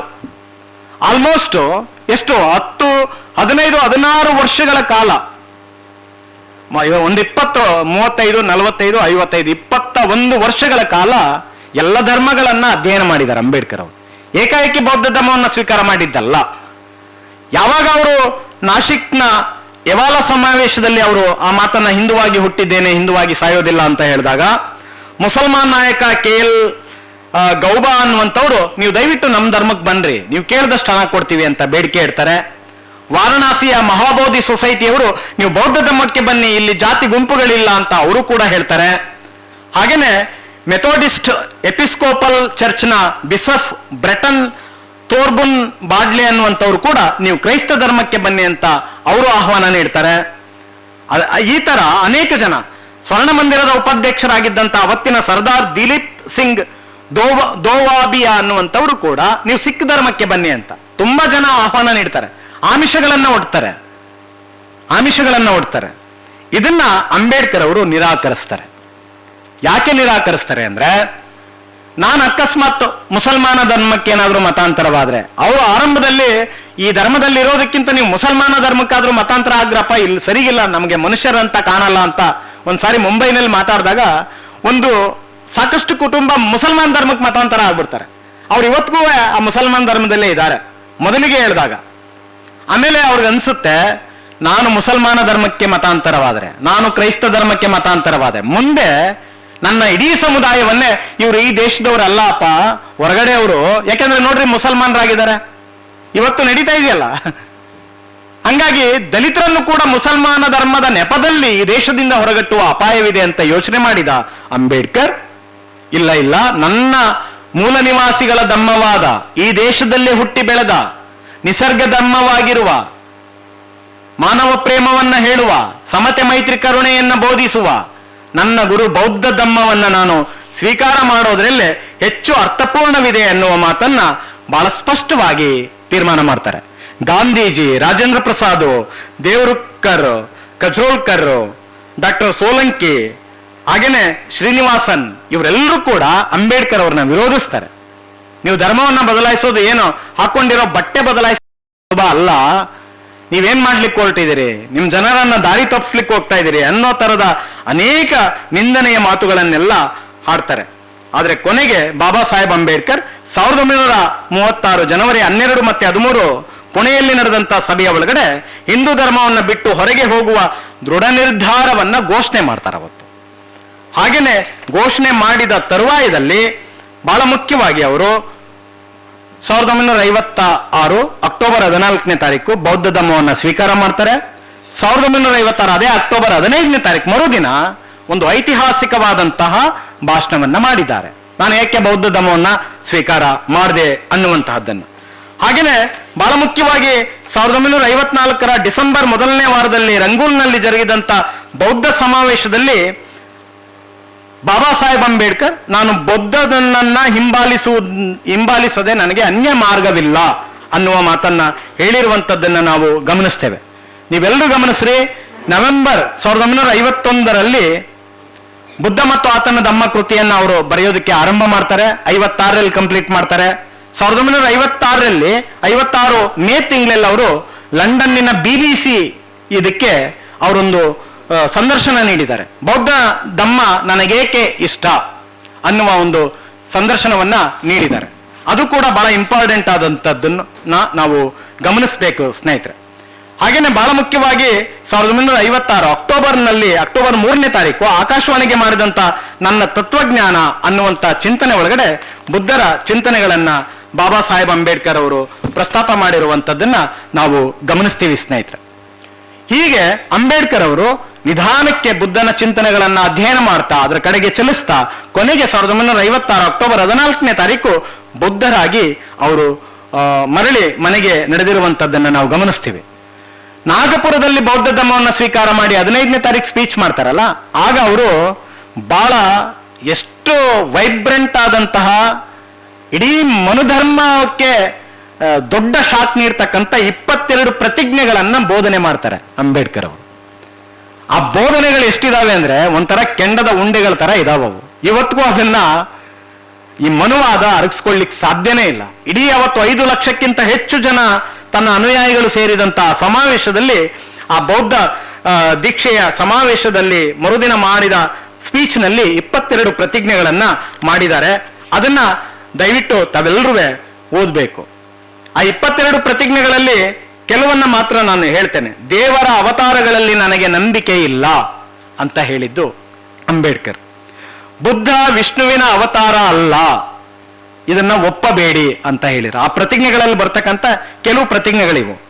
ಬುದ್ಧನ ನೀತಿ ಮತ್ತು ಪಾಠಗಳಿಗೆ ಧಕ್ಕೆ ತರುವಂತಹ ಕೆಲಸಗಳನ್ನ ನಾನು ಮಾಡೋದಿಲ್ಲ, ಸಮಾನತೆಗೆ ಹೋರಾಡುತ್ತೇನೆ. ಹಾಗೇನೆ ಪಂಚಶೀಲ ತತ್ವಗಳನ್ನ ಏನು ಬುದ್ಧ ಹೇಳಿದ್ರೋ, ಸುಳ್ಳು ಹೇಳಲ್ಲ, ಮೋಸ ಮಾಡಲ್ಲ, ವ್ಯಭಿಚಾರ ಮಾಡಲ್ಲ ಅಂತ ಅವೆಲ್ಲವನ್ನ ಆ ಪ್ರತಿಜ್ಞೆಗಳಲ್ಲಿ ಅವರು ಹೇಳ್ತಾ ಹೋಗ್ತಾರೆ. ಈ ತರ 22 ಪ್ರತಿಜ್ಞೆಗಳಿದಾವಲ್ಲ, ಅದು ಇನ್ನೊಂದು ರೀತಿಯಲ್ಲಿ ಈ ಜಾತಿ ವ್ಯವಸ್ಥೆಗೆ, ಅಸ್ಪೃಶ್ಯತೆಯನ್ನ ಒಪ್ಪುವ ಮನುವಾದಕ್ಕೆ ಕೊಟ್ಟ ಒಂದು ದೊಡ್ಡ ಪೆಟ್ಟು ಅಂತ ನನಗೆ ಅನ್ಸುತ್ತೆ ಸ್ನೇಹಿತರೆ. ಹಾಗಾಗಿ ಬಾಬಾ ಸಾಹೇಬ್ ಅಂಬೇಡ್ಕರ್ ಬೌದ್ಧ ಧಮ್ಮಕ್ಕೆ ಮರಳದೆ ಹೋಗಿದ್ದರೆ, ಬಾಬಾ ಸಾಹೇಬ್ ಅಂಬೇಡ್ಕರ್ ಬುದ್ಧ ಮತ್ತು ಆತನ ಧಮ್ಮ ಕೃತಿಯನ್ನ ಬರೆಯದೆ ಹೋಗಿದ್ದರೆ, ಬಹುಶಃ ಅಶೋಕನ ತರುವಾಯದಲ್ಲಿ ಮತ್ತೆ 2ನೇ ಸಾರಿ ಭಾರತದ ಒಳಗಡೆ ಇಲ್ಲೇ ಹುಟ್ಟಿ ಬೆಳೆದ ಬೌದ್ಧ ಧಮ್ಮ, ಬುದ್ಧನ ಚಿಂತನೆ ಕಣ್ಮರೆಯಾಗುತ್ತಿತ್ತು ಅಂತ ಅನ್ಸುತ್ತೆ. ಯುಎನ್ ಸ್ಯಾಂಗ್ ಪಾಹಿಯಾನ್ ಬುದ್ಧರ ಚಿಂತನೆಗಳಿಂದ ಪ್ರಭಾವಿತರಾಗಿ ಅವರು ಬುದ್ಧ ಹುಟ್ಟಿದ ನೆಲ ನೋಡಬೇಕು, ಸ್ಪರ್ಶ ಮಾಡಬೇಕು ಅಂತ ಈ ದೇಶಕ್ಕೆ ಬಂದ ಪ್ರವಾಸಿಗರವರು. ಆದ್ರೆ ನಮಗೆ ನಮ್ಮ ನೆಲದಲ್ಲೇ ಹುಟ್ಟಿ ಬೆಳೆದ ಒಂದು ವೈಚಾರಿಕವಾದ ನಿಸರ್ಗ ತತ್ವವನ್ನು ಪ್ರತಿಪಾದಿಸುವ, ಮಹಿಳಾ ಸಮಾನತೆಯನ್ನ ಹೇಳುವ, ವೈಜ್ಞಾನಿಕತೆಯನ್ನ ಪ್ರತಿಪಾದಿಸುವ ಬುದ್ಧ ಧಮ್ಮವನ್ನು ನಾವು ಸ್ವೀಕರಿಸ್ಲಿಕ್ಕೆ ಸಾಧ್ಯನೇ ಇಲ್ಲ. ಯಾಕೆಂದ್ರೆ ನಮ್ಮನ್ನ ಈ ಕರ್ಮ ಸಿದ್ಧಾಂತ, ಜಾತಿ ವ್ಯವಸ್ಥೆ, ಅಸ್ಪೃಶ್ಯತೆ ನಮ್ಮ ಮಾನಸಿಕ ಗುಲಾಮಗಾರಿಕೆಗೆ ಕಾರಣವಾಗಿರುವಂತಹದ್ದನ್ನ ನಾವು ಗಮನಿಸ್ತೀವಿ ಸ್ನೇಹಿತರೆ. ಹಾಗಾಗಿ ಬುದ್ಧರ ಚಿಂತನೆಗಳಿಂದ ಪ್ರಭಾವಿತರಾದಂಥ ಬಾಬಾ ಸಾಹೇಬ್ ಅಂಬೇಡ್ಕರ್ ಬೌದ್ಧ ಧಮ್ಮವನ್ನು ಸ್ವೀಕಾರ ಮಾಡಿದ್ರು. ಬೌದ್ಧ ಧಮ್ಮವನ್ನು ಸ್ವೀಕಾರ ಮಾಡಿ ಕೇವಲ ಅವರು ಅದನ್ನ ಆಚರಣೆಯಲ್ಲಿ ಮಾತ್ರ ಅಲ್ಲ, ಅನುಸರಣೆಗಳನ್ನು ಕೂಡ ಮಾಡಿದ್ದಾರೆ ಅಂತ. ನಾನು ಈಗಾಗಲೇ ಕೊಟ್ಟ ಅನೇಕ ಉದಾಹರಣೆಗಳಲ್ಲಿ ಹೇಗೆ ಅದನ್ನ ಅನುಷ್ಠಾನಗೊಳಿಸಲಿಕ್ಕೆ ಯೋಚನೆ ಮಾಡಿದ್ದಾರೆ ಅನ್ನೋದಕ್ಕೆ. ಕಾನ್ಸ್ಟಿಟ್ಯೂಷನ್ ಅಂದ್ರೆ ನಾವೇನ್ ಅನ್ಕೊಂಡಿದೀವಿ, ಅದು ಕಾನೂನಿನ ಗ್ರಂಥ ಅಂತ, ಅದು ಮನುಷ್ಯರಿಗೆ ಸಂಬಂಧಪಟ್ಟ ಕಾನೂನುಗಳನ್ನು ಒಳಗೊಂಡಂತ ಗ್ರಂಥ ಅಂತ ನಾವು ಯೋಚನೆ ಮಾಡ್ತಾ ಇದ್ದೀವಿ. ಅದಷ್ಟೇ ಅಲ್ಲ, ಅಂಬೇಡ್ಕರ್ ಬುದ್ಧನ ಚಿಂತನೆಗಳಿಂದ ಹೇಗೆ ಪ್ರಭಾವಿತರಾಗಿದ್ರು ಅನ್ನೋದಕ್ಕೆ ಇದು ಒಂದು ಸಾಕ್ಷಿ. ಸಂವಿಧಾನ ಕೇವಲ ಮನುಷ್ಯರ ಕಾನೂನುಗಳನ್ನ, ಹಕ್ಕುಗಳನ್ನ, ಕರ್ತವ್ಯಗಳನ್ನ ಮಾತ್ರ ಹೇಳಲ್ಲ. ಅದರಲ್ಲಿ ಬಹಳ ವಿಶೇಷವಾದ ಇನ್ನೊಂದು ಅಂಶ ಯಾವುದಿದೆ ಅಂದ್ರೆ, ಕಾನ್ಸ್ಟಿಟ್ಯೂಷನ್ ಒಳಗಡೆ ಅಂಬೇಡ್ಕರ್ ಅಳವಡಿಸಿದ್ದಾರೆ, ಅದು ಬುದ್ಧನಿಂದ ಪ್ರಭಾವಿತಗೊಂಡದ್ದು. ಅದ್ಯಾವುದು ಅಂದ್ರೆ ಕಾನ್ಸ್ಟಿಟ್ಯೂಷನ್ ಹೇಳುತ್ತೆ, ನಮ್ಮ ನಿಸರ್ಗವನ್ನ, ನದಿ, ಬೆಟ್ಟ, ಗುಡ್ಡ, ಸರೋವರಗಳನ್ನ ಸಂರಕ್ಷಿಸಬೇಕು ಅನ್ನುವ ಕಾನೂನು ಕೂಡ ಕಾನ್ಸ್ಟಿಟ್ಯೂಷನ್ ಒಳಗಡೆ ಇದೆ. ಇದು ಬುದ್ಧರಿಂದ ಬಂದ ನಿಸರ್ಗ ತತ್ವದ ಪ್ರಭಾವದ ಕಾರಣಕ್ಕಾಗಿ ಅವರು ಪ್ರಾಣಿ, ಪಕ್ಷಿ, ಬೆಟ್ಟ, ಗುಡ್ಡ, ಮರ, ಗಿಡ ಇವೆಲ್ಲವನ್ನು ಸಂರಕ್ಷಿಸಬೇಕು ಅಂತ. ಅದಕ್ಕೊಂದು ಸಣ್ಣ ಉದಾಹರಣೆ ಏನಂದ್ರೆ, ಈಗ ನೀವು ಯಾವುದೋ ಒಂದು ಬೀದಿ ನಾಯಿ ಮೇಲೆ ನೀವು ಹಲ್ಲೆ ಮಾಡೋದನ್ನ ಒಂದು ಸಣ್ಣ ವಿಡಿಯೋ ಮಾಡಿ ಜಸ್ಟ್ ನಿಮ್ಮ ಫೇಸ್ಬುಕ್ ಆರ್ ವಾಟ್ಸಪ್ಗಳಿಗೆ ಅಪ್ಲೋಡ್ ಮಾಡಿ ನೋಡೋಣ. ಆಗ ನಿಮಗೆ ಕಾನ್ಸ್ಟಿಟ್ಯೂಷನ್ ವ್ಯಾಲ್ಯೂ ಏನು ಅಂತ ಗೊತ್ತಾಗತ್ತೆ. ಆಗ ನಿಮಗೆ ಅಂಬೇಡ್ಕರ್ ಚಿಂತನೆ, ಅದರ ಪರಿಣಾಮ ಏನು ಅಂತ ಗೊತ್ತಾಗುತ್ತೆ. ಜಸ್ಟ್ ಅಷ್ಟು ಕೆಲಸ ಮಾಡ್ರಿ. ಬೀದಿ ನಾಯಿ ಅಲ್ವಾ, ಯಾರು ಹೇಳೋರಿಲ್ಲ ಕೇಳೋರಿಲ್ಲ. ಅದನ್ನ ನೀವು ಹೊಡಿತಾ ಇರೋದನ್ನ 1 ನಿಮಿಷದ ವಿಡಿಯೋ ಮಾಡಿ ನಿಮ್ಮ ಫೇಸ್ಬುಕ್ ವಾಟ್ಸಪ್ಗೆ ಅಪ್ಲೋಡ್ ಮಾಡ್ರಿ. ಆಗ what is constitution, what is Ambedkar, what is Buddhism ಅನ್ನೋದು ಬಹಳ ಸ್ಪಷ್ಟವಾಗಿ ಅರ್ಥ ಆಗುತ್ತೆ. ಇಷ್ಟೆಲ್ಲ ವೈಚಾರಿಕತೆಯನ್ನು ಒಳಗೊಂಡಿರುವ ಕಾರಣಕ್ಕಾಗಿ ಅರಗಿಸಿಕೊಳ್ಳದ ಮನುಧರ್ಮಶಾಸ್ತ್ರ ಮನುವಾದಿಗಳು ಹಾಡು ಹಗಲೇ ದೆಹಲಿಯ ಜಂತರ್ ಮಂತರ್ನಲ್ಲಿ ಸಂವಿಧಾನವನ್ನು ಸುಟ್ಟು ಹಾಕ್ತಾರೆ. ಆದರೆ ಅದರೆಲ್ಲ ಬೆನಿಫಿಷರ್ಸ್ ಆದ ಬಹುತೇಕ ಭಾರತೀಯರು ಅದು ಒಂದು ರಾಷ್ಟ್ರದ್ರೋಹ ಅಂತ ಮಾತನಾಡಿದ್ದೇ ಇಲ್ಲ, ಮಾತಾಡೋದೇ ಇಲ್ಲ. ನೋಡ್ರಿ, ಸಂವಿಧಾನದ ಫಲಾನುಭವಿಗಳಾದ ಬಹುತೇಕರು ಸಂವಿಧಾನ ಸುಟ್ಟದ್ದು ರಾಷ್ಟ್ರದ್ರೋಹ, ಅಪರಾಧ ಅಂತ ಯಾರೂ ಮಾತಾಡಲೇ ಇಲ್ಲ, ತಪ್ಪು ಅಂತ ಯಾರಿಗೂ ಅನ್ನಿಸ್ಲೇ ಇಲ್ಲ. ಅದು ನಾವೆಲ್ಲ ಬೆನಿಫಿಷರ್ಸ್. ಇದು ಏನನ್ನ ಹೇಳುತ್ತೆ ಅಂದ್ರೆ, ನಾವು ಹೇಗೆ ಸಂವಿಧಾನವನ್ನ ಅರ್ಥ ಮಾಡಿಕೊಳ್ಳುವಲ್ಲಿ ಸೋತಿದ್ದೇವೆ ಅಂತ. ಯಾಕೆ ಸೋತಿದ್ದೀವಿ ಅಂದ್ರೆ, ಬಿಕಾಸ್ ಆಫ್ ಅಂಬೇಡ್ಕರ್ ಅದನ್ನು ಬರೆದಿದ್ದಾರೆ ಅಂತ, ಅಂಬೇಡ್ಕರ್ ಅಸ್ಪೃಶ್ಯರು ಅಂತ. ಅದಕ್ಕೆ ಆ ಅಸ್ಪೃಶ್ಯತೆಯ ಕಳಂಕವನ್ನ ನಮ್ಮ ಕಾನ್ಸ್ಟಿಟ್ಯೂಷನ್ ಕೂಡ ಒತ್ಕೊಂಡಿದೆ ಅಂತ. ಹಾಗಾಗಿ ಭಾರತ ಇದೆಯಲ್ಲ, ಇದು ಮಾತು ಕೇಳದ ಭಾರತನೂ ಹೌದು. ಇನ್ನೊಂದು ಇದು ಸಂವಿಧಾನ ಅನಕ್ಷರಸ್ಥ ಭಾರತ ಅಂತ. 75 ವರ್ಷಗಳ ನಂತರದಲ್ಲಿ ನಾವು ಶುರು ಮಾಡಿದ್ದೀವಿ ಸಭೆ ಸಮಾರಂಭಗಳಲ್ಲಿ ಪ್ರಿಯಾಂಬಲ್ ಅನ್ನ ಓದಬೇಕು ಅಂತ. ಅದನ್ನು ಒಂದು ಭಜನೆ ತರ ಮಾಡುವ ಅಪಾಯಗಳಿದಾವೆ. ಪ್ರಿಯಾಂಬಲ್ ಓದೋದು ಒಂದು ಭಜನೆ ಆಗ್ಬಿಟ್ರೆ ಅಲ್ಲಿಗೆ ಕಾನ್ಸ್ಟಿಟ್ಯೂಷನ್ ನಾಶ ಆದಂಗೆ. ಭಾರತ ಸಂವಿಧಾನವನ್ನ ನಾವು ಓದೇ ಇಲ್ಲ, ಓದಿಸ್ಲೇ ಇಲ್ಲ ನಮಗೆ ಕಳೆದ 75 ವರ್ಷಗಳಲ್ಲಿ. ಅದಕ್ಕೆ ಈ ಭಾರತ ಇದೆಯಲ್ಲ, ಇದು ಸಂವಿಧಾನ ಅನಕ್ಷರಸ್ಥ ಭಾರತ ಅಂತ. ಸಂವಿಧಾನ ಸಾಕ್ಷರತ ಭಾರತವನ್ನಾಗಿ ರೂಪಿಸುವ ಎಲ್ಲ ಹೊಣೆಗಾರಿಕೆ, ಜವಾಬ್ದಾರಿ ನಮ್ಮೆಲ್ಲರ ಮೇಲಿದೆ. V the people of India ಅನ್ನುವ ನಮ್ಮೆಲ್ಲರ ಮೇಲಿದೆ. ಆ ನಿಟ್ಟಿನಲ್ಲಿ ನಾವೆಲ್ಲರೂ ಯೋಚನೆ ಮಾಡೋಣ. ಬಾಬಾ ಸಾಹೇಬ್ ಅಂಬೇಡ್ಕರ್ ಬೌದ್ಧ ಧಮ್ಮಕ್ಕೆ ಮರಳಿದ ಕಾರಣಕ್ಕಾಗಿ, ಬುದ್ಧಾಂಡಿಸ್ ಧಮ್ಮವನ್ನ ಬರೆದ ಕಾರಣಕ್ಕಾಗಿ ಭಾರತದ ಒಳಗಡೆ ಅಶೋಕನ ನಂತರದಲ್ಲಿ ಬೌದ್ಧ ಧಮ್ಮ ಪುನರುಜ್ಜೀವನಗೊಂಡಿದೆ. ಪ್ರಬುದ್ಧ ಭಾರತದ ಚಿಂತನೆಗಳು ಅದು ದಿನ ದಿನಕ್ಕೆ ಅದು ಹೆಚ್ಚೆಚ್ಚು ಪ್ರಸಾರವಾಗ್ತಾ ಇರೋದನ್ನ ನಾವು ಗಮನಿಸ್ತೀವಿ ಸ್ನೇಹಿತರೆ. ಇಷ್ಟು ಮಾತನ್ನ ಹೇಳ್ತಾ, ಬಾಬಾ ಸಾಹೇಬ್ ಅಂಬೇಡ್ಕರ್ ಅವರನ್ನ, ಅವರು ಬರೆದ ಭಾರತ ಸಂವಿಧಾನವನ್ನ, ಬುದ್ಧರ ಚಿಂತನೆಗಳನ್ನ ಮರೆತ ಭಾರತಕ್ಕಾಗಲಿ ಭಾರತೀಯರಿಗಾಗಲಿ ಭವಿಷ್ಯವಿಲ್ಲ. ಧನ್ಯವಾದಗಳು.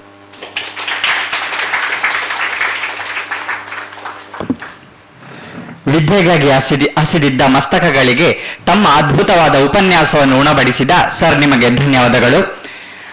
ಡಾಕ್ಟರ್ ಅಪ್ಪೆಗೆರೆ ಸೋಮಶೇಖರ್ ಅವರಿಗೆ ಮಂಗಳೂರು ವಿಶ್ವವಿದ್ಯಾನಿಲಯ ಡಾಕ್ಟರ್ BR ಅಂಬೇಡ್ಕರ್ ಅಧ್ಯಯನ ಕೇಂದ್ರದ ನಿರ್ದೇಶಕರಾದ ಪ್ರೊಫೆಸರ್ ರಾಜು KC ಇವರು ಹೂವಿನ ಗಿಡ ಮತ್ತು ಪುಸ್ತಕ ನೀಡಿ ಗೌರವಿಸಬೇಕಾಗಿ ಕೇಳಿಕೊಳ್ಳುತ್ತಿದ್ದೇನೆ.